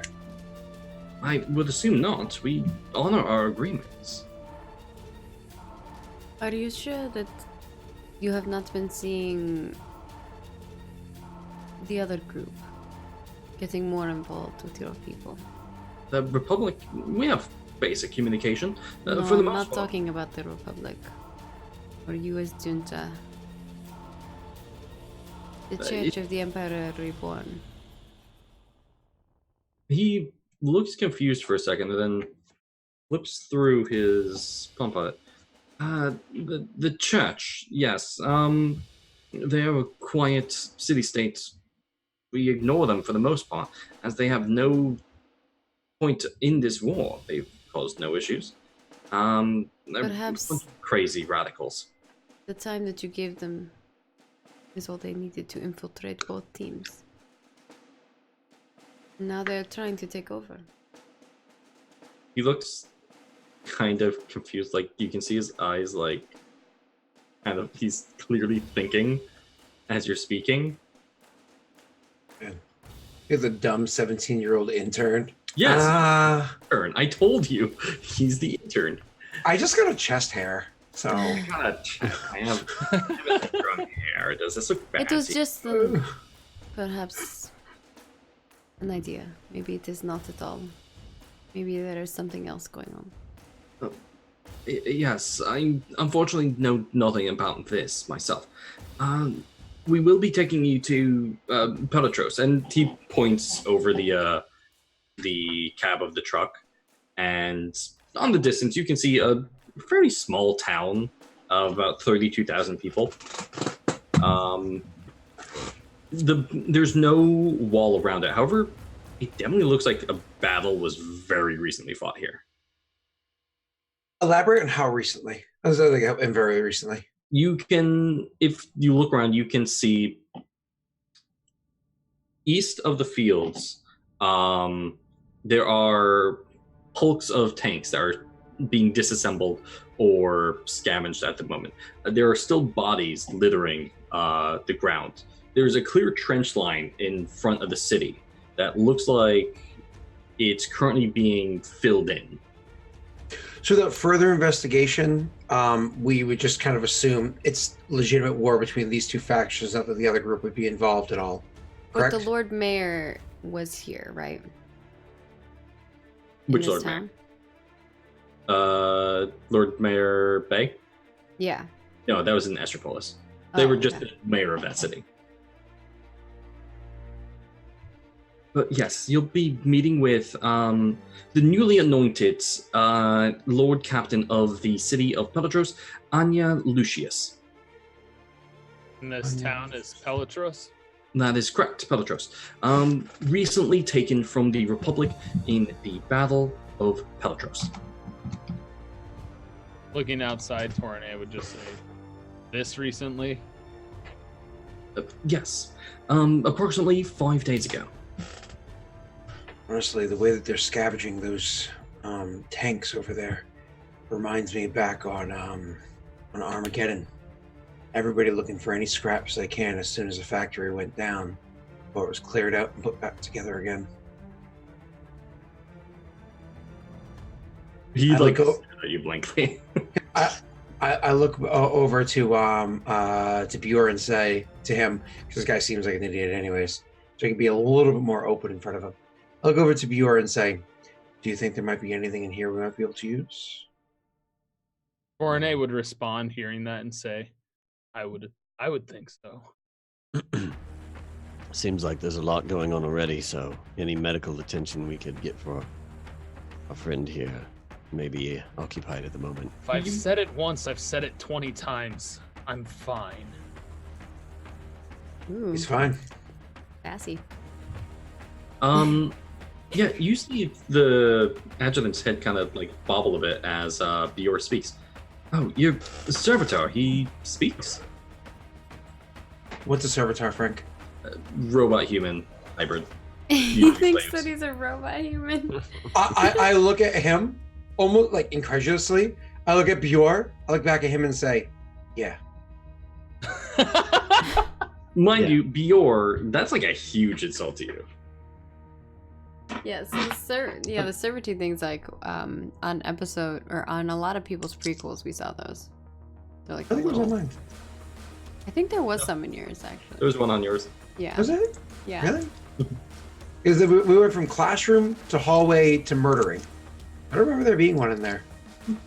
There might not have been, but maybe I there thought there wasn't. was. Yeah, servitors are basically humans who have been grafted to machinery to run that machinery, as AI is forbidden. Oh yeah, I suppose there was the one of the people that the candles on their head or whatever. Yeah. That was working library. Okay. Yeah, I'm like, I swear I thought one was in your episode. No, you're right. You're right. The candlehead guy. I like how I'm also holding my hand like this, like I'm actually holding the Palm Pilot. I'm in the character at the moment. Yep. Has anybody here actually owned a Palm Pilot before? Yeah. Okay, cool. I used to sell them at Best Buy. Hey-oh, good for you, Maggie. Like, this is totally the future. This is the future. Those You and the like get MP3 pages. players were like a big thing. Ooh, man. I owned one of And those. iPods. Zoom or whatever it was called. I owned one Oh of those. yeah. Oh my god. Yeah. Means, man, we're old. So okay, well if that's a pretty insulting thing to say, then I think Bjor would really quickly pull out his combat knife and just kind of brandish it and say, "We do a lot more than talk." So, Really are you not good. servitor? I apologize. I'm gonna Who say, are you? Why did he ask who I was? Like, Oh. what are you? I'm a space marine. How's that? oh, Oh, this is good. and yeah, he actually like drops his data slate on the ground and quickly makes the sign of the quill over. My lord. I'm gonna reach down and pick up that Palm Pilot. Yeah, and he's like bowing his head, and he sees you taking the data slate off the ground, and he sheepishly like gets back up. My apologies, my lord. I did not mean insults to you. Well, I just suggest that you don't go around calling random people servitudes because you might get in a lot of trouble. Yes, my lord. May I ask, what chapter? Space wolves. Ah. Yes, my lord. And he goes back a little more regally into his seat. And you know, he's now quiet. Thank goodness. What? I like that guy's voice. Astara is just mumbling to herself in like with the hymn or prayer. Orne would kind of nudge Luther and say, "Do that often." I kind of like grunt, almost like dismissively, as I'm now pouring through the Palm Pilot. Yeah. Yeah, you get whatever information you really want from it. What do you want? I'll tell you if it's there. So while I'm going through it, so beforehand he was starting to describe which sections people go into. I also wanted to see if there were any notes of any persons of interest that may have been picked up. I understand it's only his shorthand notes or whatever. But most importantly, I'm looking for more the tone based off of the notes he'd written down, what the terrible names here, what the junta's opinion is of the people that are coming in, how to treat them when they come in. Like, are they supposed to be seen as potential hostiles? Are they supposed to be seen as potential friendlies? Like, kind of like the overall, Yeah. you know. So if you're like flipping through it, I'm fully reading. you know yeah, what I he's mean? like side-eyeing. He's like, oh no. But he's not going to stop you because you have a space marine in the car. And yeah, so you definitely find out that nobles, officers, and people of high interest are to be sent to the palace to meet directly with Otro Bellocarne and Anita Bellacarne. I'm not even gonna try to write that down. Meg, you got that? Otro and Anita? Otro and Anita. Bello I read that. and Bella. Anita, what was the last name? Bellacarne. Bellacarne. Arne.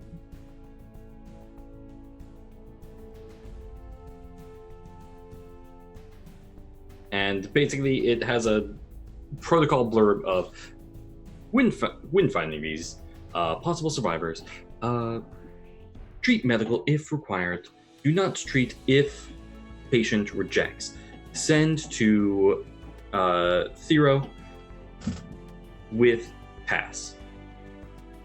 And like it's with pass, underlined, bold. Does it say what is Thero? The capital The city. capital. Oh yeah, I have it written right here. Sorry.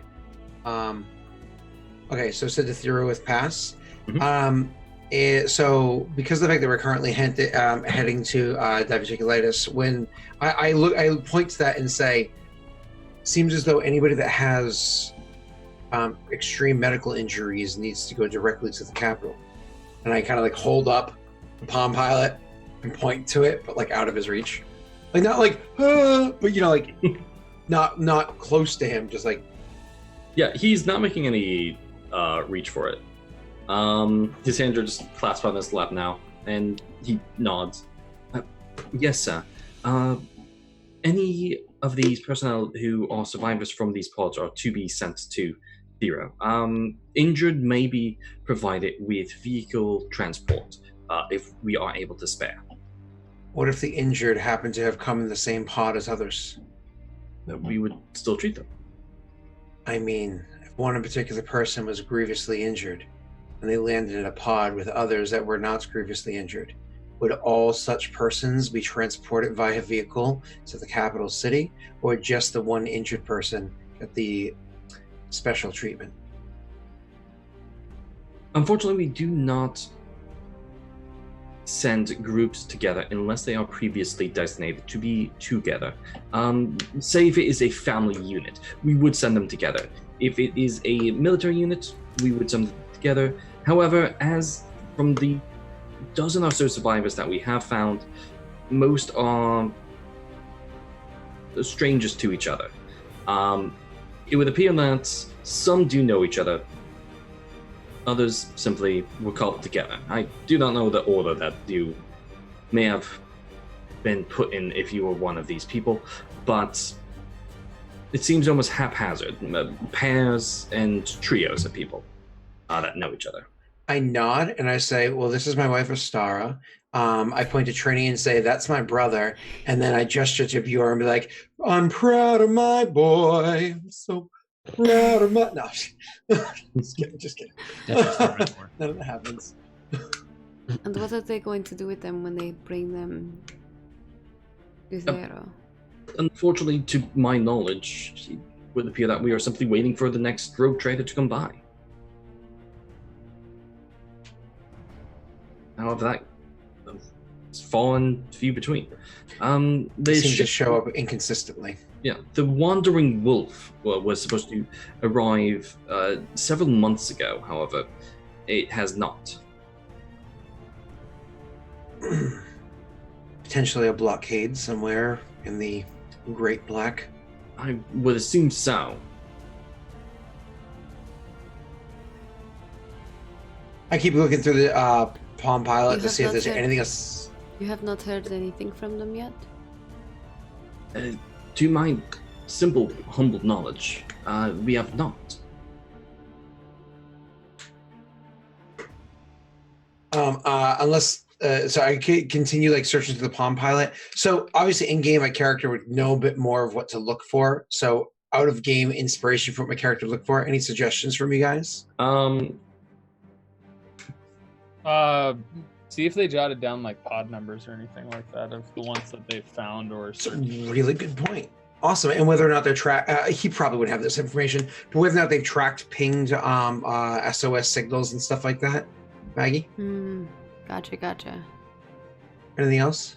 So he Yeah. specifically stopped continuing to explain where the nobles and persons of interest were to be taken in the city. Yeah, but I did look that up afterwards. Oh, okay, I missed that. Sorry.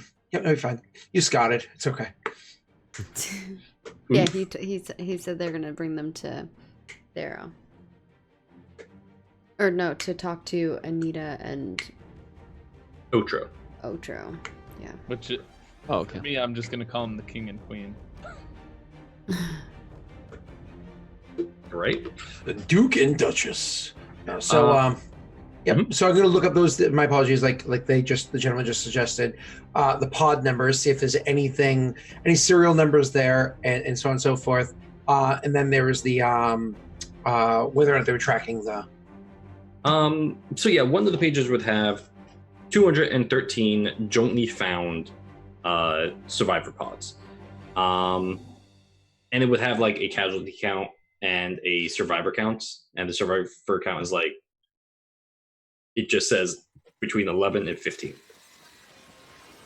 Okay, and then I suppose last question. This is more my character's knowledge. I imagine that ship that we came from had hundreds of pods. Do I have any rough guesstimation as to how many would have been on a ship of that size and class? I believe what you guys saw was 300. Oh, so they've actually been very thorough in finding this. This is impressive. Were there any more of the beacon? Any beacons that they had picked up? Not listed on the. The hero. Okay, cool. So, unless you guys know of any other information that anything else that you want to ask, I eventually, having read through all the details, I imagine my character wouldn't really write notes. We just discuss it later. I'll hand it back to him. He takes it gingerly from you, and kind of nods. Says, "Thank you, sir. Is there anything else you would like to know before we arrive?"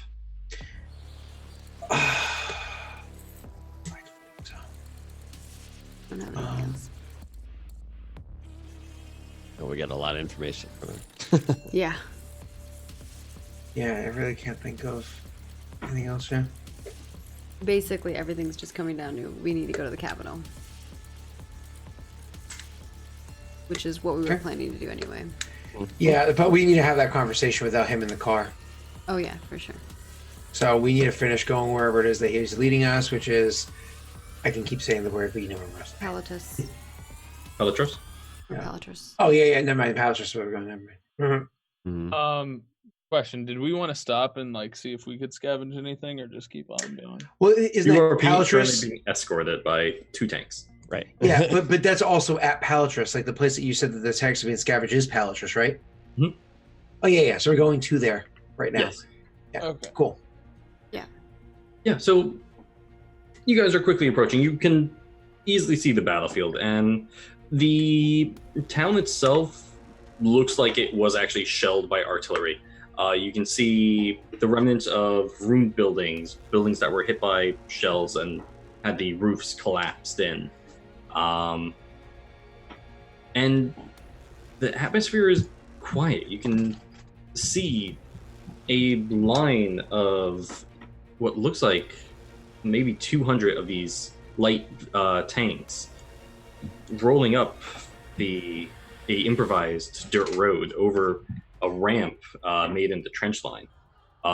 Behind them are columns of soldiers marching, all in the blue trench coats of the junta. The city itself definitely seems locked down. There's several guards on every street corner. As you guys are driving by, you hear the telltale boot slaps of soldiers jogging past, the rifles held against their chests as they patrol the city, clearly under martial law. Do these soldiers, the way they move, they actually seem like these are pretty well trained people. Like they know what the fluff they're doing. Yes, these are, you immediately get, these are regulars. They're Cool. not militia that you encountered before. Okay. And yeah, you are taken to what looks like a improvised command tent. Okay. I mean, you say improvised and you say tent, but what is it actually like? It's a large canvas tent. Okay. There's several Vox stations, or radio stations, set up around with people talking into them, into the radios. However, most of these people are dressed in yellow and tan, khakis. Makes sense because it's probably diplomacy efforts being done because it's a while they were. Oh no, because this isn't the non-war This zone. is This is where junta. war later just happened. Yeah. No. I meant this is because Because I was thinking this is where a non-conflict zone was, but no conflict just formed. Huh? That is, I'll actually turn to Boyo back here and say, Boyo? Did he tell us his name? Pete. John Connor. Hey. Let's keep him safe. Make sure he has only good things to say about us. All right. So, anyways, I'm actually going to gesture to them and say, "What's that about?" He looks towards the command tent. You'll find out in a moment, sir. And the tanks actually pull to a stop near this command tent. He says, "You'll find out in a moment, sir." I'm going to turn back and look him fully in the eye and say, "I don't like surprises, and generally those that are going to surprise me don't like what they get in return." I believe mine, but I'll roll an intimidation check. I'm going to roll my cloak and my hood up over my head, and I would like to scry. All right. Oh, and he suddenly gets cold at the same time. What do you get in return? Ooh, oh yeah, he gets cold. Shivers. Oh, you're trying to be all whatever at the same time as I'm trying to scry. Oh yeah, he's gonna get the shivers. Well, yeah. So Maggie gives you a plus or 8. everyone's just gonna die in the car. We'll see. Maggie. Shh. No, okay. You never know. I can get a parallel warp. That's why. Yeah. So what are you trying to scry as this man may or may not be intimidated? I kind of look towards the tent. I'm trying to go into the tent. Okay. Yeah, the tent's actually not too far away from you as is, but you're able to see a lot more now.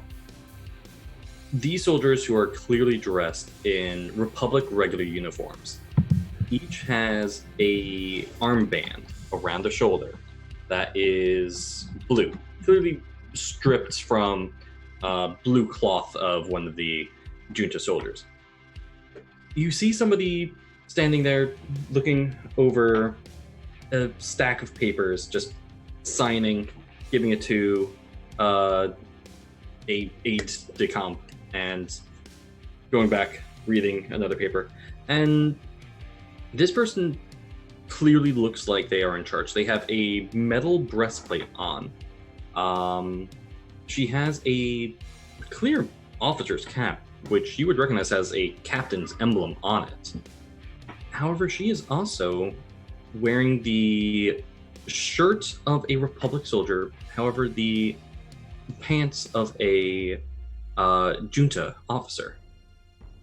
Oh, I'm reaching the wrong closet this morning. Okay. Did he answer my question when I threatened him? No, I was just answering hers first. Mm-hmm. I guess anything else in that tent that looks interesting? The papers are... Do you want to take a look at the papers? Sure.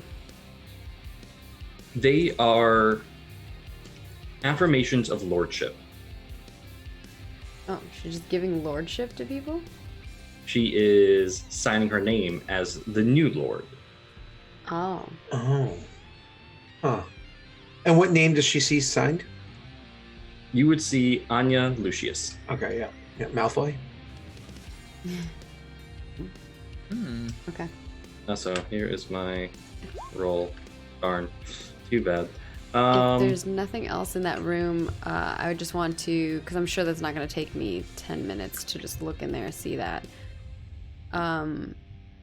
Move my sight outside to see if I see anything else around the camp that looks interesting. Just basically go up in the air and spin around 360. Yeah, so you zoom up into the air, you spin around 360, and you can see pretty much what you saw before, the large battle that took place. One thing does come of interest to you. You see the body of another Republic captain, laid out, clearly ready to be buried. And it looks like, if you focus and zoom in on them, they have a stab wound in their back. Stab wound in their back. in their back. Mm. And you know, there's a couple other a mixture of both Republic soldiers and Junta soldiers digging these graves, as there's several hundred graves being dug at the moment. Okay. I will come back too, because I'm sure that's my 10 minutes is up. And just I will sit like as if I was sitting there like that the whole time. So what did this guy say when I questioned him and then he started shivering So or threatened? he responded with, "So, I apologize, I do not have the information that you may wish. However, Lord Captain Anya Lucius, the new Lord Captain of Pelatros, will be able to answer all questions for you. Please, sir, you would follow me." And he, like, jumps out the back of the truck. I think, can I roll an insight to see if he's lying? Because he I was seemed like he was about to playing roll coy. Yeah. Yeah, go for it. Ty, let's roll together. Ready? Set. I already hit it. Go! Oh, you beaten. Oh man, he's been playing Gaz this entire time. Nice. 7. You guys should have rolled insight earlier. That's pretty good. And yeah, he jumps out the back of the pickup truck, and Wait, were you joking? Because I sounded No. joking. I'm not joking. I'm actually a really intelligent I'm spy. I'm a spy. My character sheet says I'm an intelligence officer. I have +6 to deception. I scored a 200 on my SATs. Nerd. Yeah, so he motions for you guys to follow him out of the truck. Mhm. It's like a very polite gesture, head bowed slightly, arm over his chest. You guys follow? Of course, yeah. Yeah. There's a tank that says that we must. Yes, there's actually Pretty several much. hundred tanks that says that you must. Yeah, and as he walks by Ubior, he bows his head, gives a sign of the Aquila, and walks towards the command tent. And with suddenly, his demeanor changes from shy, nerdy kid to professional soldier, sitting up straight.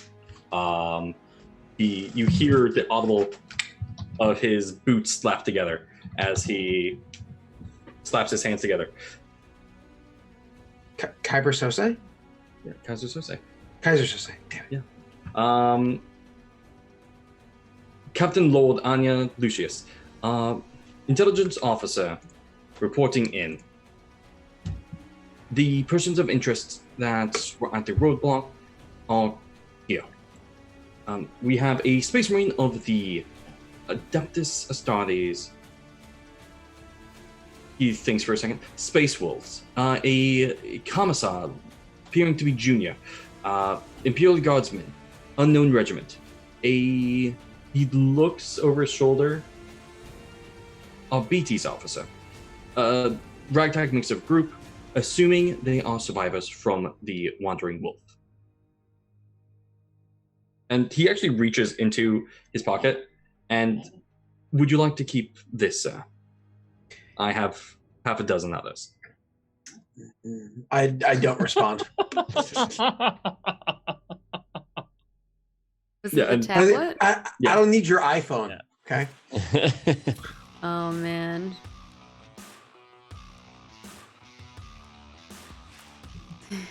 And yeah, he salutes again as the captain turns around.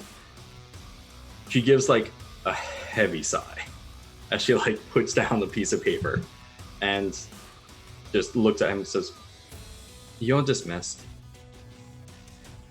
All right, well, now that I have a break from the paperwork, I heard that you people are from Estropolis and that an incident happened there.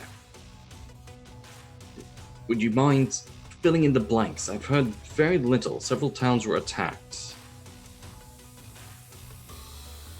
Yeah. I suppose walking forward, but not like in a threatening or even too close of way, just to make it a little less impersonal.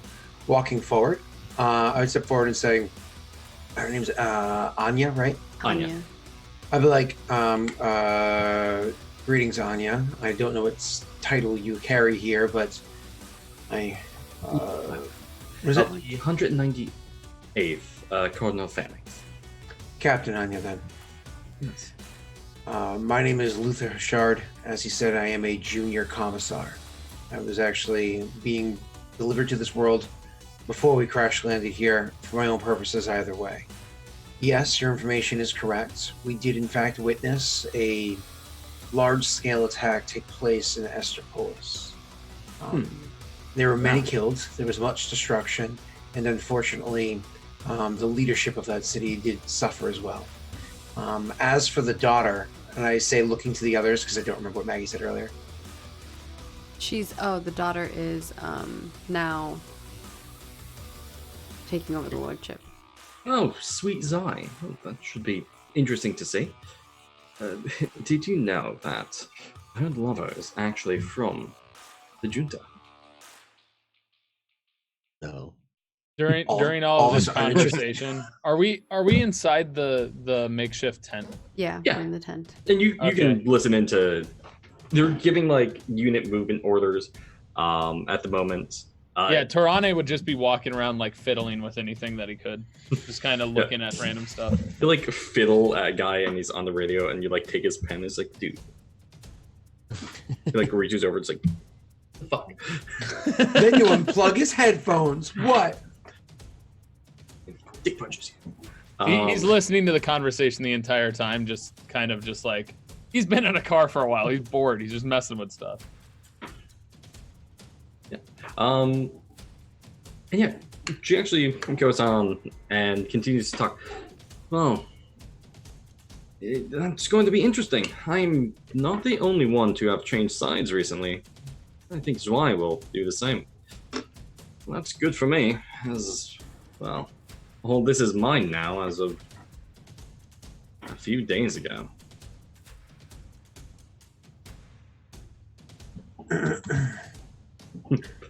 Is there any more information you need from us?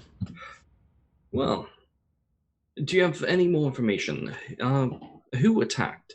As it clearly was not a junta operation, and clearly was not an operation by the Republic to damage their own infrastructure. That would be foolish.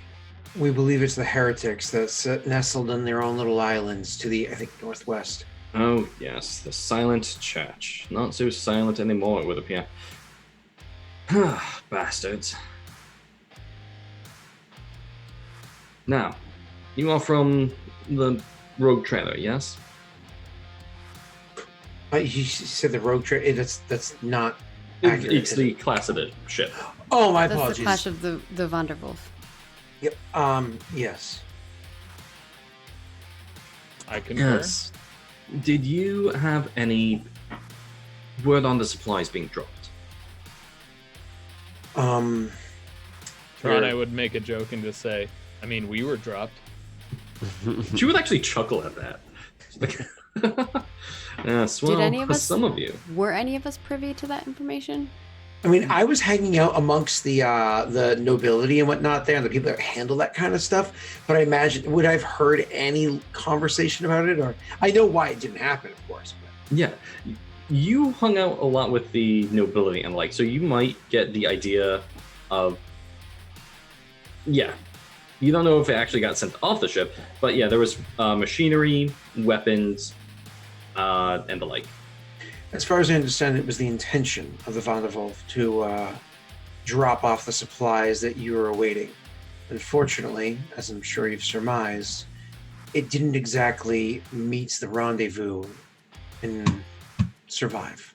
Yes, now, unfortunately, no one is quite sure as to what happened. We registered a nuclear blast, and unfortunately that was it before, well, before you all fell from the heavens. Do you have any more information that I may be able to pass on to my new superiors? I don't like just spitting out information at a person I know almost nothing about. I'm going to insight check before I give her any more information. Yeah, I think thank you, Maggie. I'm going to too. Because I am... Hey, guess what? What I mean, does it not say that over I've here? given her any information. I haven't spoken up, but I do know something. Be So, no. suspicious. Be suspicious. Yeah, you both. You both would get Your the complication, feeling Luther. that she's definitely fishing information out from you, Of course. and it's kind of exactly what she said to pass on to her superiors, Mhm. because she's clearly trying to establish herself now in the Mhm. junta. So I'm actually going to respond saying, I imagine there's a few more bits of information we could compile and share with your superiors. However, dealing with middle management tends to alter the, tends to skew the data before it gets to where it needs to be. Perhaps we should speak to them directly. Oh yes, of course, Commissar. Oh, Junior Commissar, I should say. Yes, I understand where you are coming from this. Do not worry too much. You will be sent on your way. Do you require any supplies that we may be able to spare? We can spare some fuel for your vehicle. Fuel, and I would suggest a medical facility with a trained professional for this, for one of our companions here. However, I imagine he's going to decline the offer. You would be correct, Luke. That is As he picks up a quite paperweight and drops kind it. of him to do so. Yeah, he literally would have been playing with somebody's like cord of their earbuds or something and just turn and go say, "You would be correct. I don't need any." Then immediately gives the next guy a wet willy. Repeat. Did not hear. This guy's like covering his ear as Tarani's speaking, like leaning forward. Yes, repeat last. Did not hear interference on channel. Torne would have moved on after that. Well, then with the fuel for the vehicle, I imagine there's not really anything else that you could provide that would be of any use to us. Yes, and I do apologize. The medical facilities are currently at capacity. Casualties for both sides were around 40% before the... She pauses for a second. Before the unfortunate accident befell our last captain here. Unfortunately, they did not wish to join. What happened to When the offered. captain? Simple. I took the option to save either the lives of all of our men and the citizens in the town, or wage a battle that we were going to lose. I say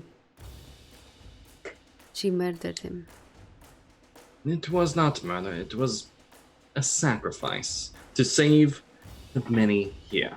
Stabbing someone in the back is a murder. Denying glorious death to the Lord Emperor is also an act of heresy. Unfortunately, it was sanctioned by the Ecclesia. The church. You say of the church, and so he thinks for a second and says, "And what is the name of this person that sanctioned it? Ah, that was Father Pieter. Is this somebody that we can speak with?" Unfortunately, Father Pieter has moved on to duties elsewhere. He's currently blessing the dead. I'm gonna roll an insight check. Absolutely, because which church is that mother? Yeah, guys, the Ecclesiarch is the standard imperial church. Yeah. Yeah, but I'm doing an insight on whether this was actually sanctioned. Oh, You use the word priest in a bunch of different alterations of a religion. you so much. Also, I rolled a 7. Of the Yeah. Two of you. Sorry, you're still suspicious of this person, but I've been suspicious the entire time. oh yeah. Oh yeah, Welcome to 40K. Be suspicious of everything. it's literally. I mean, written in my background. Torne is merely suspicious as he jumps in and out of listening to the conversation as he's messing with yeah. stuff. Both of you would get smugly telling the truth. Like, you can't. He's like, it's sanctioned. It's safe to do something about it. I got sanctioned murder. The best kind. Mom told me I could. Love was just like, what the hell? All right. So she says more or less sanctioned or whatever, and I'll actually I'll, after a second or two, kind of like nod, understanding that she's probably not lying and to leave it be. Besides, she said that the guy's name was Father St. Peter. Father Yeah. Pieter. No, right, St. Peter. Pieter. But yeah, she's clearly gloating about her victory. That's Because fine. she's going into a little more detail than you would expect of, yes, I saved my soldiers, her soldiers, their soldiers. I have a bit of a curiosity. So I say, well, there is a bit of a curiosity here. And I point over towards whichever particular soldier it is that Tyler's bothering at the moment that's wearing clothing representing the Republic and say, what's with this situation? Oh, these is my staff. They seem to be interestingly dressed. Simply said, it's only been 4 days. Clearly, an army does not march with a supply of uniforms to supply several thousand new recruits. Torne would interject and say, weren't there plenty dead? Yes, there were. However, we do not strip the dead. We are not savages. Nothing to say against that. It's like pure logic, and I can. That respect makes it. sense to Torne too. He's Yep. like, "All right." Okay, nod understandingly, and say, how early may we leave to head to Thoreau? You've answered all my personal questions. I know now that Esterpool was attacked and a devastating battle took place there. That's more information than we had before. Unfortunately, it would appear that the tides are turning against the Republic. Oh well. That's interesting. What information do you have of the Church of the Emperor Reborn? Oh, they're radicals. They stay on their island for the most part. Some sorties happen, usually raiding parties looking for food, supplies, weapons. Recently, apparently they took a orbital refinement plant. And that's all the information I have. Are there any records that may have been kept in the nearby facilities that may be used? If you're able to find records here, be my guest. I've been here for the past 7 years on this front. He's the frontier cities in this frontier world are sorely lacking. Don't you agree? I'll actually nod in agreement to that one and say, actually, hold on, I wrote that down, but apparently I did not. I'll say, if you're fine with us freely moving about and collecting what it is that we might find useful while we're here, I think there are a couple of things that we may have eyed on the way in. No. As such, what would that be? I'll have Torne to would interject and say, about a tank.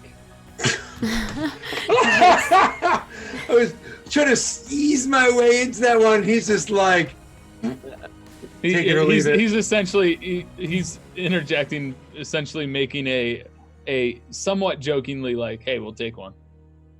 He's like, I'm joking, but really. But Yeah. but really, Tank. Yeah. a tank. Yeah. But just kidding. But Yeah.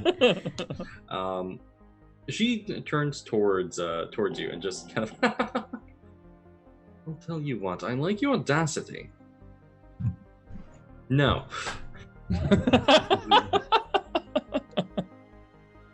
However, because I do find that funny and you appear to be wounded, if you're able to scrounge one together, maybe I'll let you keep it. Can we request a transport from a man Victus in say 7 days time to finish this project for us? Man Victus, what is a man? Oh, that was out of game. That was. I don't know what out of game is. I say, oh, allow me to introduce you, and then fire a bullet through the fourth wall straight into her dome piece. And No, there are no walls. It's a tent. my apologies.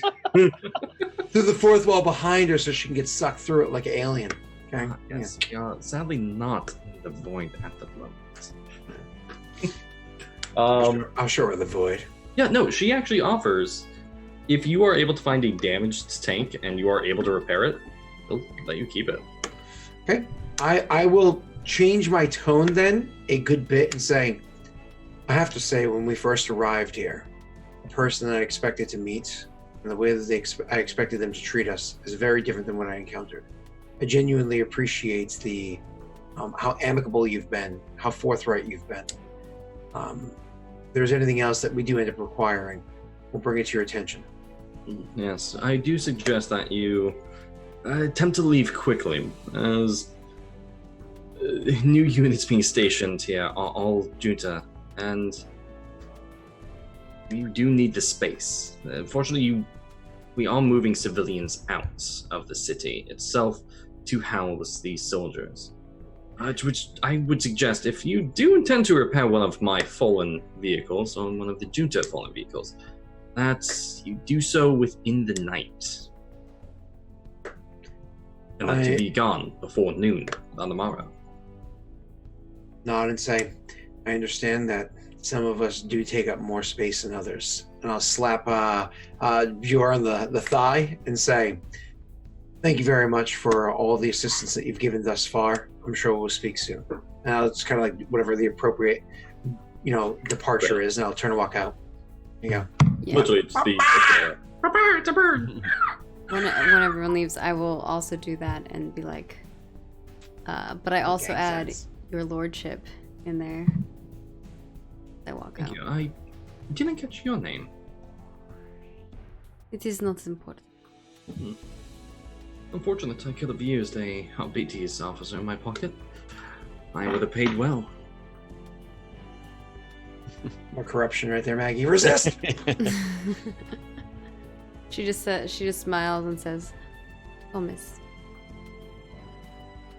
Well, Officer Thomas, if you ever wish to serve as a more simple, peaceful role when this war is over, I will be hiring a new sheriff. I just nod and excuse myself. And she turns towards Bjorn and goes, "Malone." He'll nod and say, one more thing.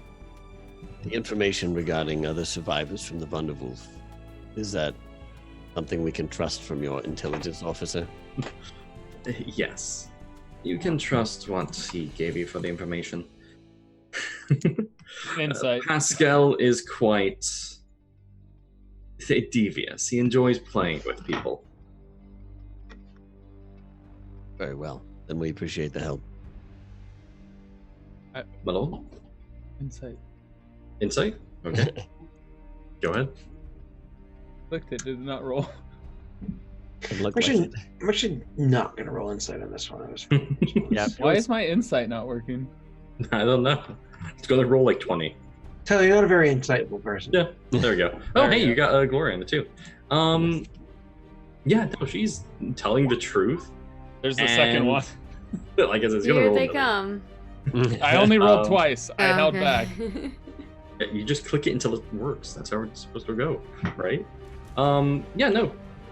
She's definitely telling the truth that he enjoys playing with people, at least in her opinion, and that she finds it highly amusing. I mean, the insight was about whether the information was Oh, correct or not, not whether she was lying about that. you would assume the information is correct. All right. Yeah, if you guys want, you can totally look for a broken down tank. There are at least 50. Who's spamming us? There was such a crazy lag. I clicked. I was like, "Hey, it's not click," and then it just kept. I was like, "Sorry, I didn't realize you guys could see that too. Usually that stuff is slash GM'd." No. Sorry.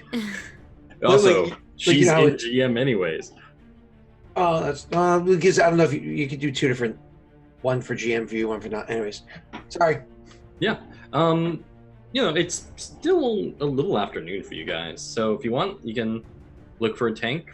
Go look rest, for a tank. fuel off the truck. Also, Tarane would be the last one to leave the tent. Quick question: as he went around, do I need to roll an awareness to see if he heard any of the correspondence that were being said in the sure. radios? Higher number that you roll on it. By the way, you totally have wrath and stuff that you can spend. Right. Yeah. I forget what that does. Just spend it in advance to give you reroll failures. Yeah. All right. Well, I guess I'll use one You can here. reroll failures. And restore You can shock. basically spend one You for a can narrative improve- declaration. A defiance check and narrative declaration. All right. I mean, so I'm just gonna roll, and I'll say I'll use wrath if it's a bad roll. Yeah. Look. You reroll failures. That's a good roll. Yeah, so you definitely what type of information are you looking for? Looking at troop movements, what they're planning to attack, any sort of plans that they had as far as the war went and where people were. Yeah, so with the 6, you definitely heard for the local area, the troop movement of this current army that's moving in. It sounds like they are coordinating the disarmament of about 50% of the 219th Blood and Fire Republican troops who recently surrendered here during the coup that went on. They are being put on parole and sent back to their homes. It would appear that the junta is moving up an army called the Cleaving Beaks. They are currently mounting a offensive against the entire front line. And this is the only breakthrough area. And they're basically going to try and blitz into the Republican territory. All right. What was the name of the coordination of the Republican troops that were being disarmed? Fire and Blood, the 218th. Are these tanks fast at all, or are they super slow? About the same speed as your truck. Jesus, that's nice. All right, hey-oh. It's a 2-person light tank. Oh. That's okay because we have a driver for each vehicle. I will drive the tank, and you are the other tank, so it's all good. I'll just walk and carry everyone. You just walk and carry the tank. It's I mean, still you all could good. why not take the truck that's been driven already? No, yeah, we have to.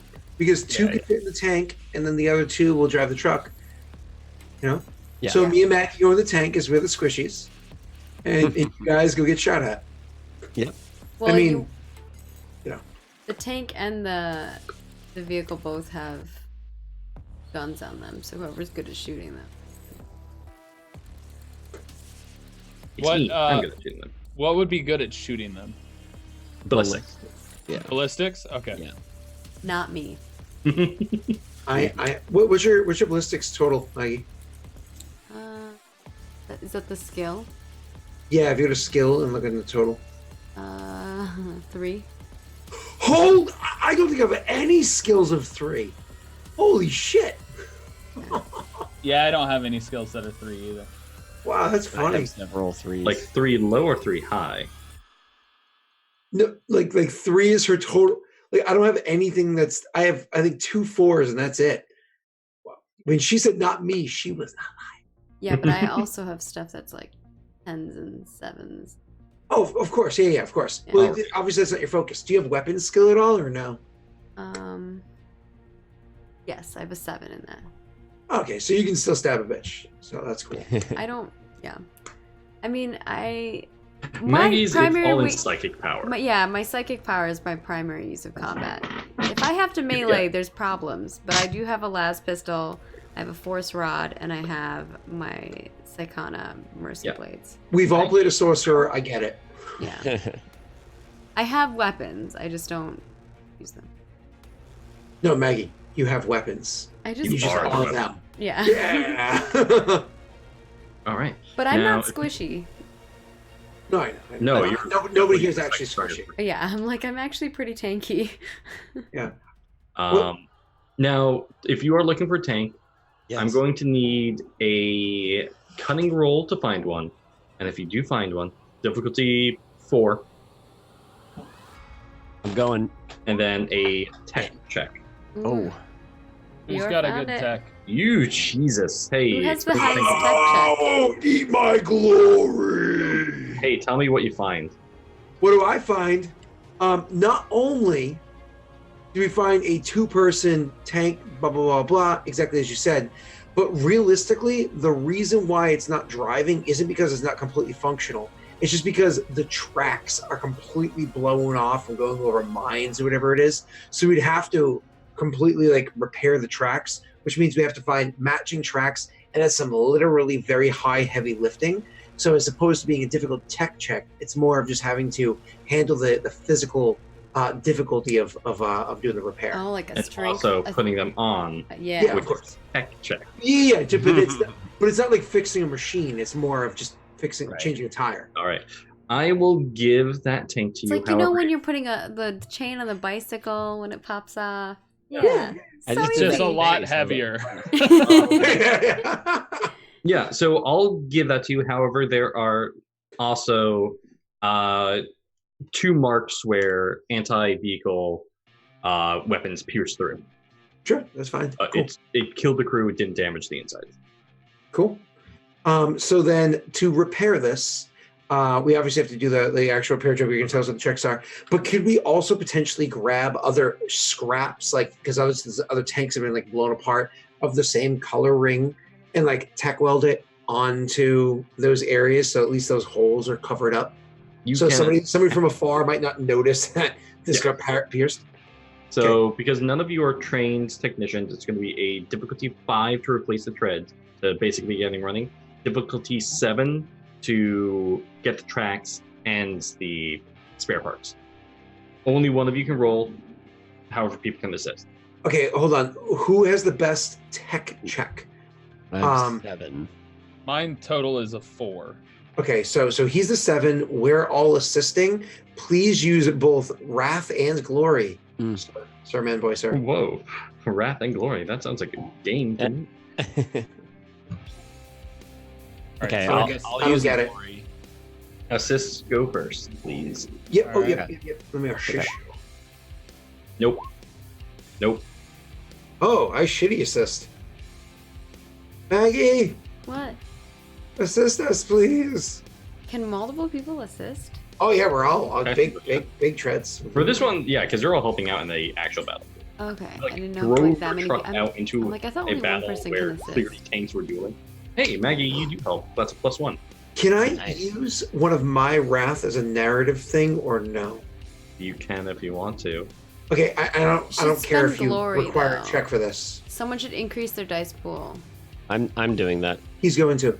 So when I see that more or less my efforts in trying to assist Bjor in this are more or less fruitless. Like I'm self-aware of the fact that I'm more or less useless in my attempts to help him. I try to find other people that are in the area that are doing their own, like other scavengers and whatnot that are in the area that are doing their own work, and want to try to convince them, be like, hey, you, we need your help for a second. Make an intimidation roll. Absolutely. This is like actually your time to shine, because yeah, there are technicians and mechanics going around this battlefield, like scavenging parts, looking to see if they can scavenge the. Yep. Eat my glory! right. Nice. Ow! So Freaking 10. this tech check is now difficulty 3 to put the tread on, and difficulty 5 to patch up repairs. Okay. Full health, Nice. full armor. Wow. Yeah, you basically shout at like a group of engineers, like, get over here. And can you use multiple glory for bonus die, or is it just bonus dice? Or You can spend all your glory on bonus dice if you really want to. So I'm is gonna he rolling once or twice for this overall thing that you just narrated? Thank you, sir. once. Okay, Just I'm, once. I'm adding 2 bonus die, Yep. and I'll declare wrath to re-roll if I fail. Thank you, sir. All right, here we go. You're gonna pass on the first one, I I guarantee hope it. so. Oh, am I supposed to add to my number of glory when I roll and got a glory? Oh no, Glory's a party pool. Yeah, when glory happens, then on the little glory tokens, we just put one in the box, and that indicates that we have glory. Ah, And then we now I If you're see looking at it, stream, yeah. Tyler, in the bottom left corner, that little box is actually displayed on. I see it, yeah. So don't Okay. write things or draw inappropriate things in there. Oh, I don't. I'm never one that does that. You should Yeah, you know know I've who it is. never done that on any of this stuff. I think it was Adriosa that was the really bad one when we Yeah. were like. Anyways, Looking for something. All right, congratulations. You guys explained this scene to me. Bjorn, I'll give that all to you, sir. I mean, Bjorn's pretty techie, so he gets the general gist of how this stuff's supposed to fit together. And with the assistance of the guys that Luther kind of screamed over here, and their even better knowledge of it than Bjorn just kind of follows suit and leads everybody else in the party into helping and putting together those treads and actually connecting them. And then also using the tools that the guys that we intimidated have, that helps us like rivet on those extra panels for safety over the damaged parts. Yeah, and you scared those guys enough that they're actually helping repair this tank, like on the field. Do they do a legitimately good job, like a noteworthy, like I actually give them accolades at the end? Good job. Seeing as he rolled an 8, yes. Perfect. Awesome. Like, It's like share a beer with them when we're done, sort of a thing. Tirane is gonna actually take initiative and go and search for shells for the actual tank. perfect. In case there weren't any there. Yeah, make a cunning for me. Cunning. It's a good one for me. Nice. Oh, nice. Yeah, and I got a glory. All right. Oh, No, you find a tank that got knocked out super early in the battle.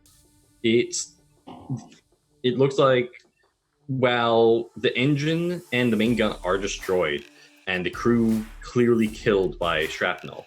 In fact, they're still in there. Their ammo rack is full. Ew. Hey, found some ammo for our tank. Looks like we can fill her up and then put the excess on the flatbed of the truck. All right. So you fill up your tank up to maximum 10 reloads, and there's enough for 5 reloads that you can fit on the truck. Mm-hmm. Awesome. The only other thing, the only other thing I would care to find while we're out here or speaking to what's her face and whatnot, it'd be nice to get my hands on some decent medical supplies. God forbid we need them, because I'm actually a pretty decent medic. Yeah, the tanks do have medical supplies in them, basic medical supplies. Perfect. Nice. This I would say, like, Frank, what time do we finish this job? Actually, roll me a 1d12. Actually, 2d6. I like Is it 1 hour? 55 hours. So it takes you about 10 hours. So if you start at 4 o'clock, you end around 4 a.m. So it's one of those things where 4 a.m., She told us cracking we open the needed to beers. leave by noon the next day. Right. She said.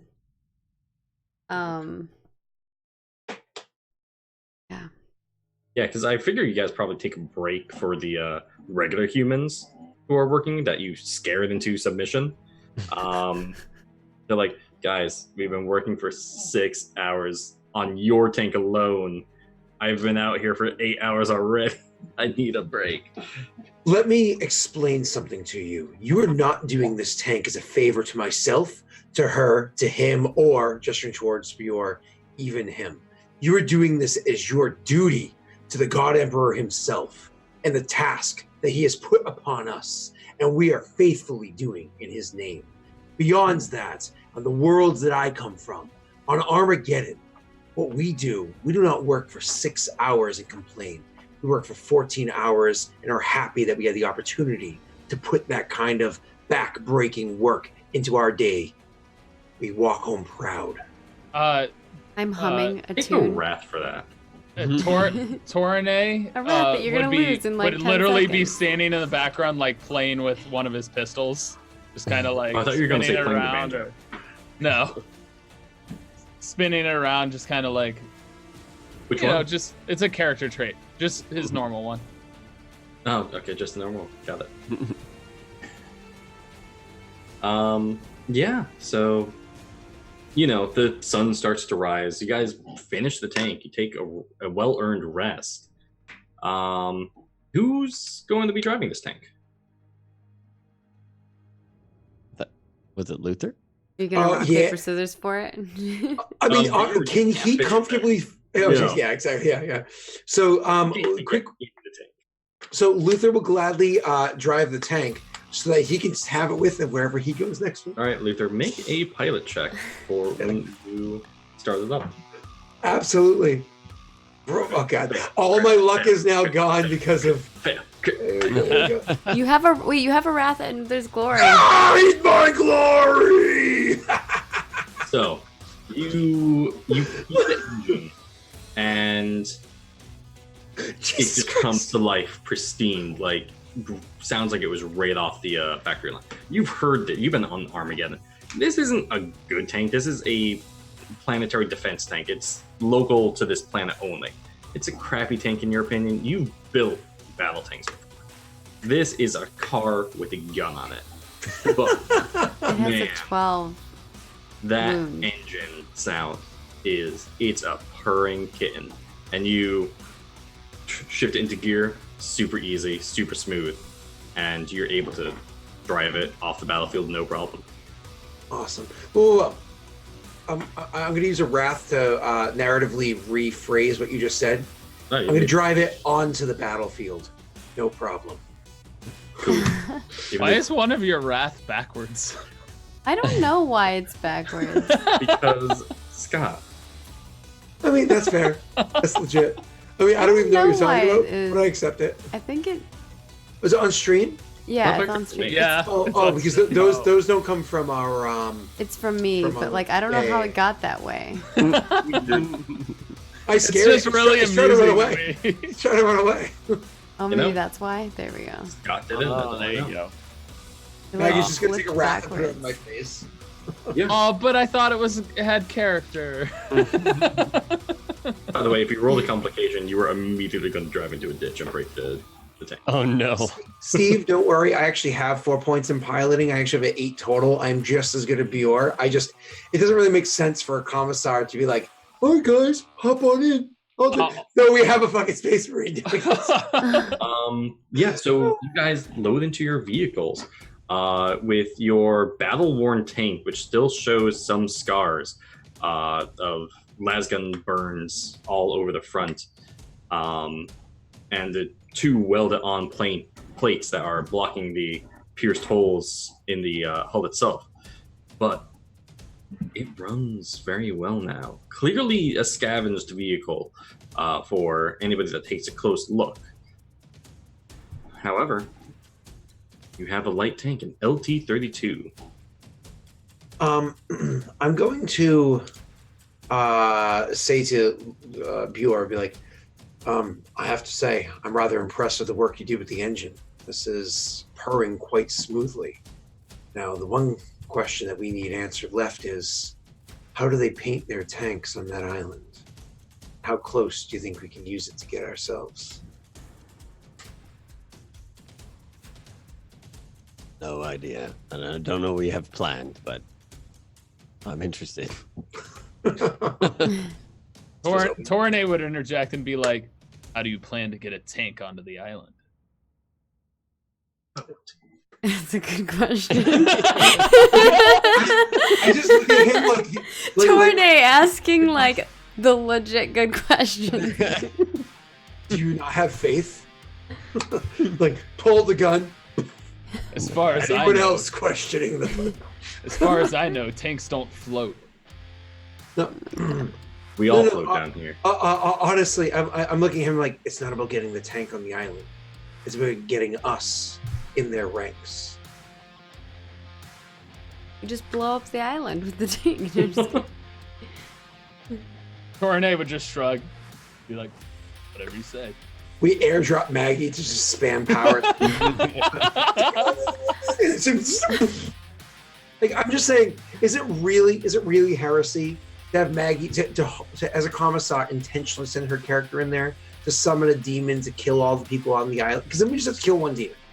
Then we only have to kill one demon, as opposed to Maggie's dead too. But we only have to kill one demon as opposed to a whole island of other people. I think this is so bad, right? Like, it's just playing the odds in your favor, right? Like, you're still doing the service of the. I think. I think Scott is still a little salty because I killed Kyle.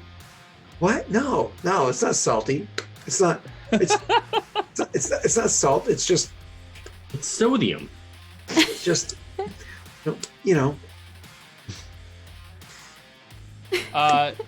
Tarane would probably return to the truck unless Luther specifically wanted him in the tank with him. Just kind of figuring out where people are going to go. That tank only fits 2 people. Yeah, and Bjor would drive the truck also. So. Yeah. I mean, honestly, I legitimately figured that Maggie and I could be in the tank because in worst case scenario, she could always take over piloting, and I could take over the guns if we're actually in a combat scenario versus just random driving. So Just you're like saying over I on the should other maybe thing. put some points into piloting?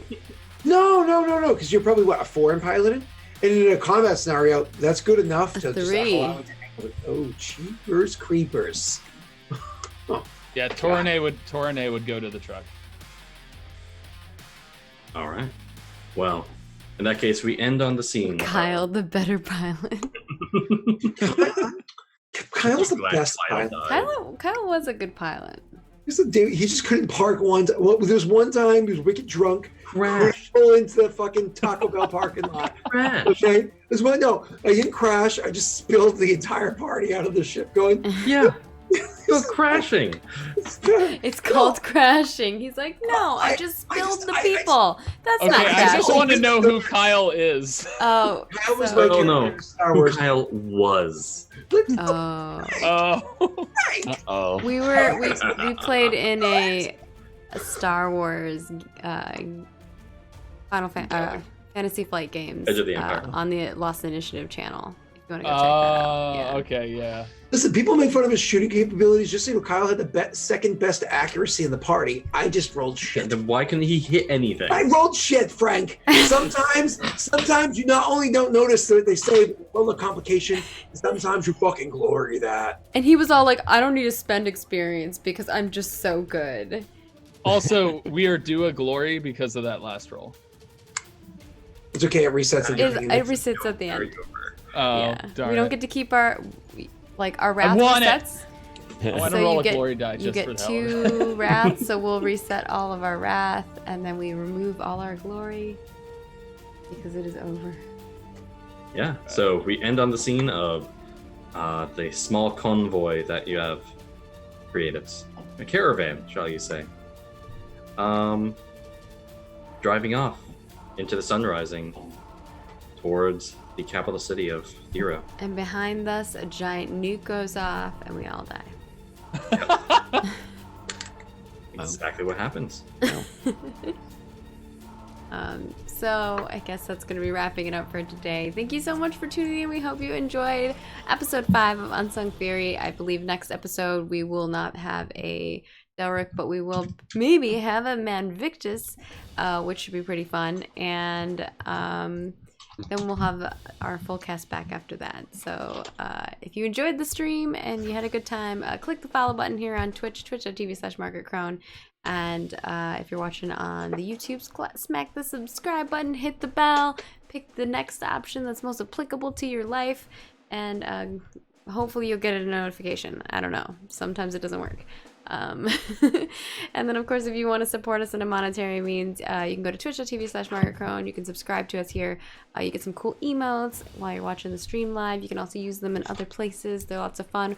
We're actually going to have our fall emotes coming soon, which will be really fun. And Frank was very excited. He almost lost his camera. It's because he's also an admin, like a community member on our team, so he gets to see all the stuff all the before you guys ideas. get to see them, all the plotting and planning. And then, of course, If you're feeling super duper generous, because we do pay all of our cast members here, you can donate to us in another monetary mean if you want, through just the donation button. That's all I got for the shillin'. We will have this up on the YouTube channel, youtube.com/MargaretCronePlays. In the morning, we usually play a little premiere so people can watch together in the morning, and then it'll be up there on our playlist forevermore after that. But we'll go around. We'll let everybody say what they're up to this week and where you can find them at. Starting with, we'll go this way with Dalric, who plays the ever wonderful Luther. Well, we're supposed to have our favorite part of the session, right? Oh yeah. You got to say your favorite part of the session. Absolutely. My favorite part of the session was when Bjor got pissed because somebody referred to him as like a fucking robot. That was awesome. I think I was like, good stuff from both Bjor and Frank. So let's see, what am I doing? Aurorum Kingmaker, Wednesday AM, 8:30 AM EST, and then Aurorum Regicide, Friday PM, 8 p.m. EST. Both the campaigns are in the same world and impact each other's story. Tyler, my friend up there, my friend from upstairs, he's actually in the Regicide campaign, so you could watch Ophios. We've converted Tyler. He's now going to be on all the tabletop shows. Someone in chat's like, can we just talk about how Tyler is now just addicted to tabletop? Maggie, you haven't met Rena yet. There's nothing wrong with that. Yeah, she's on the that show with Tyler. She played literally 2 sessions ever of D&D in her entire life, and she's like, "Can we just play this every day, always?" It's like, yeah. Hit the ball. I've met a lot of people like that. It's fantastic. Oh, I fucking love it because you know them before they start. You know them. Yeah, they're super skeptical. It's like, oh, I don't know if I like D&D, and then they play a couple sessions like, I need this in my life forever. I think also if you're like a new person and you play with a bunch of really experienced people, sure, it's like a different experience than if you're playing with like a bunch of people who are not really as into it. Yeah. So to be fair, though, that show is all pretty much inexperienced. Like Tyler was the most experienced person, sans myself, over there. But it's very much just like a, yeah, you're one. Let's go. That's all sniffy people. What the heck? Yeah, it creeps the ladies out, but it adds to the nerd culture. Oh my goodness. And of course, moving on upstairs over here, we've got Lobos, who plays Bjor. Tell us what your favorite moment was tonight, and of course, where people can find you at. I just like Torrene's, I guess, desire to fiddle around with everything and just his general, like, distracted nature. I like the idea of us talking seriously and kind of everybody's like, I don't know if she's on our side, and he's just like messing around with stuff. And like, hey guy, what if I unplug this important piece of equipment? And yeah, stop it. Like what a little brother does. Yeah, but yeah, I'm Lobos Jr. here on Twitch, Lobos Jr. Gaming on all the other things, and let's see, I think I'll stream tomorrow and playing some Oxygen Not Included, trying to not get a bunch of people killed because management games. So, yeah. I'm sad that you don't have the blue hair anymore, man. You just got sick of it? Yeah, it was for a charity thing, and it actually, I kept it around for almost 3 months, so it was time to go. Also, my hair just got to that length where I had to start doing anything with it, so I was like, nah. I can understand those feels. And of course, moving on over in the corner right there, our wonderful guest. Thank you so much for joining us and for putting up with a little bit of time while we tried to get to you. Apocalypto, who plays Torrene. I'm sorry, no one could say your name correctly for the first half of the show. Right. Scott's doing it on purpose. Scott's doing it on purpose. Also, I'd like to note that Trini was part of that whole Star Wars series. Oh, yes. Maggie, you're not an ally at the moment. She transcended Star Wars and became a part of the other 2 series with Wade. Oh my gosh, oh no. Hey, at least she's hot. There's actually a Trunny now. She actually was not a bad pilot. She was okay. She was You're like, just jelly because Kyle. she lived. That's why I'm jealous. Okay.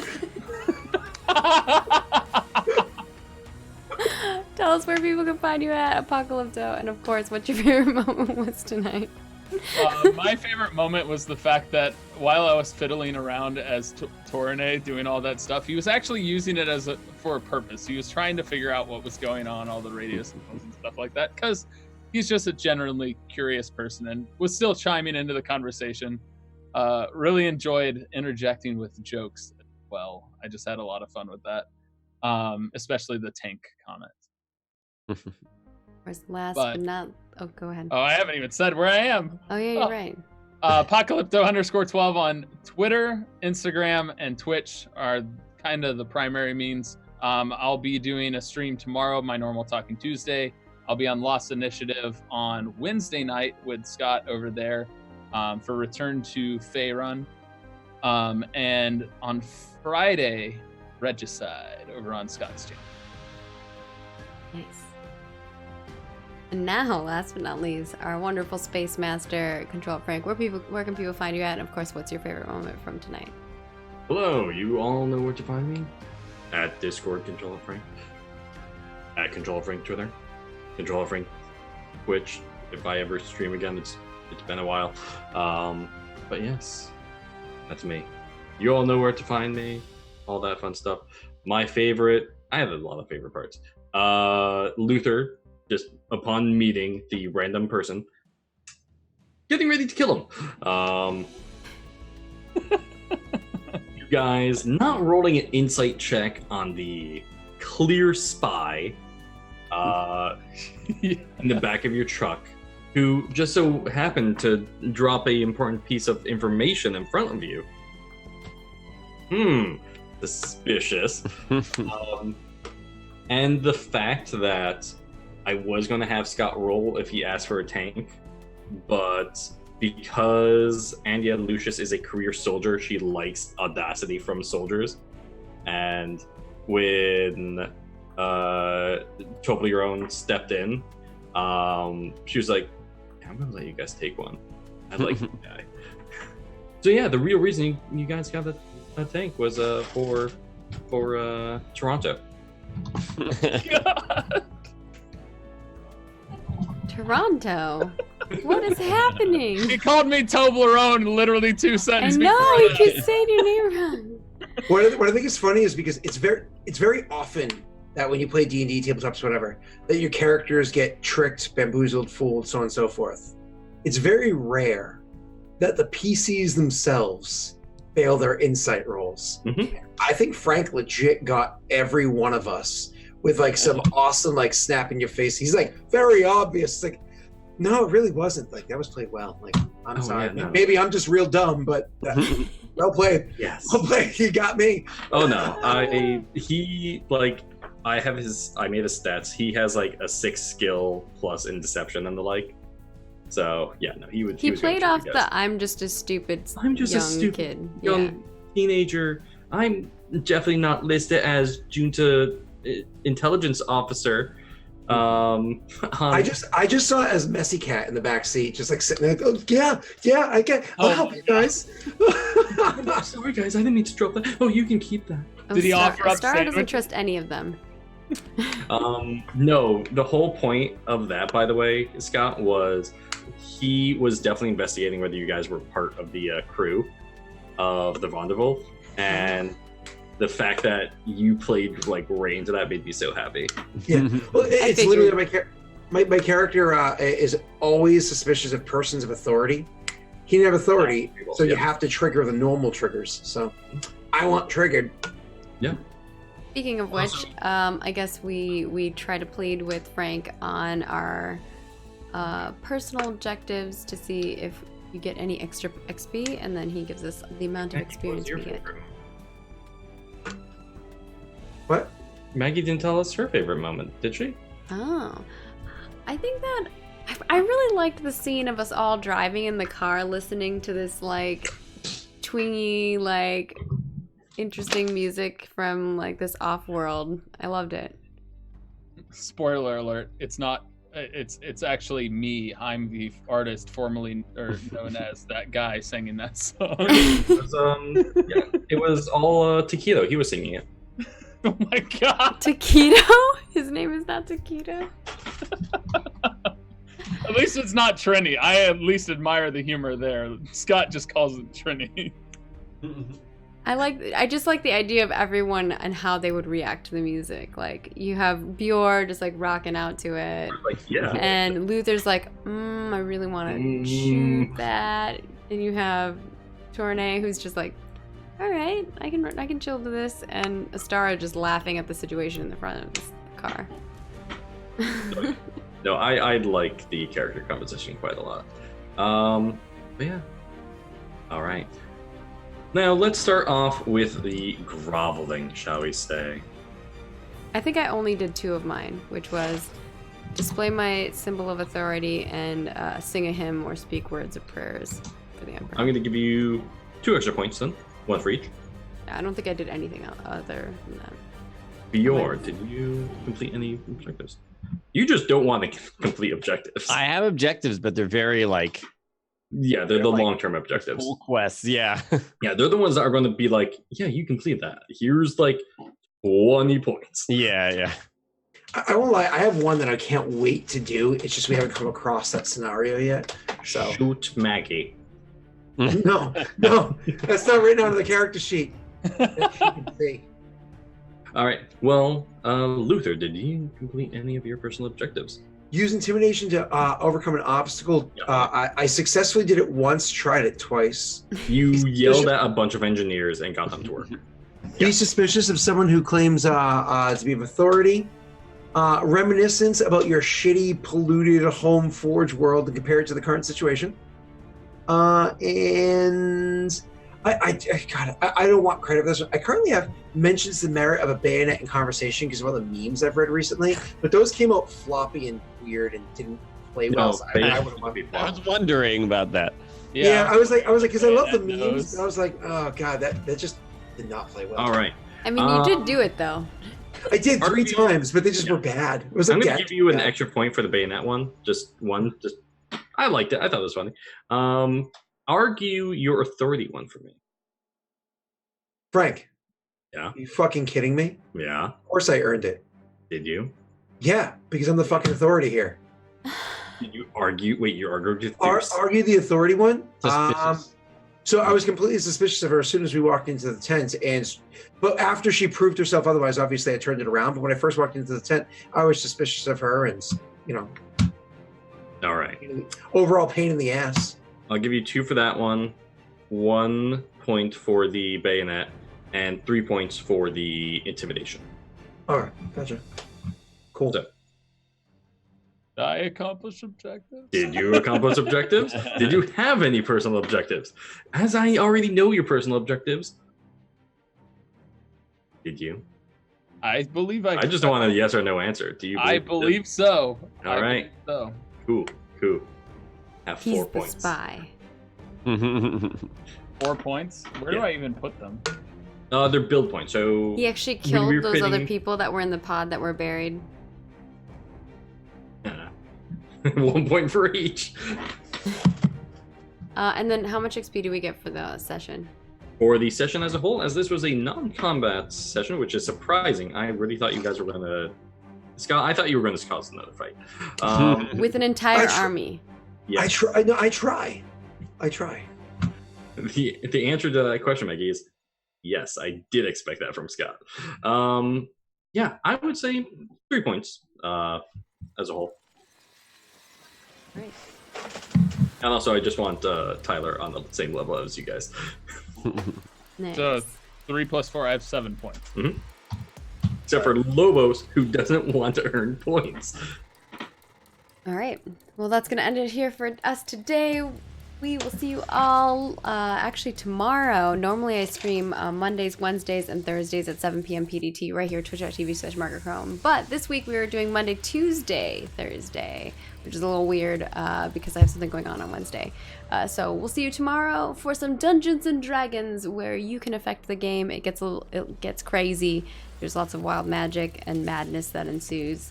And yeah, it's all for a good cause for the kids at St. Jude. And St. Jude is an amazing just place in general, and they do a lot of great things for the world. So I want to give back, and we get to have a little fun with it. So see you tomorrow.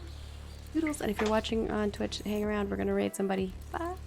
Oh, the person on YouTube who keeps commenting, keep on doing it, and join our Discord. Yes, come Can to I have a Discord. chaos familiar? No. What?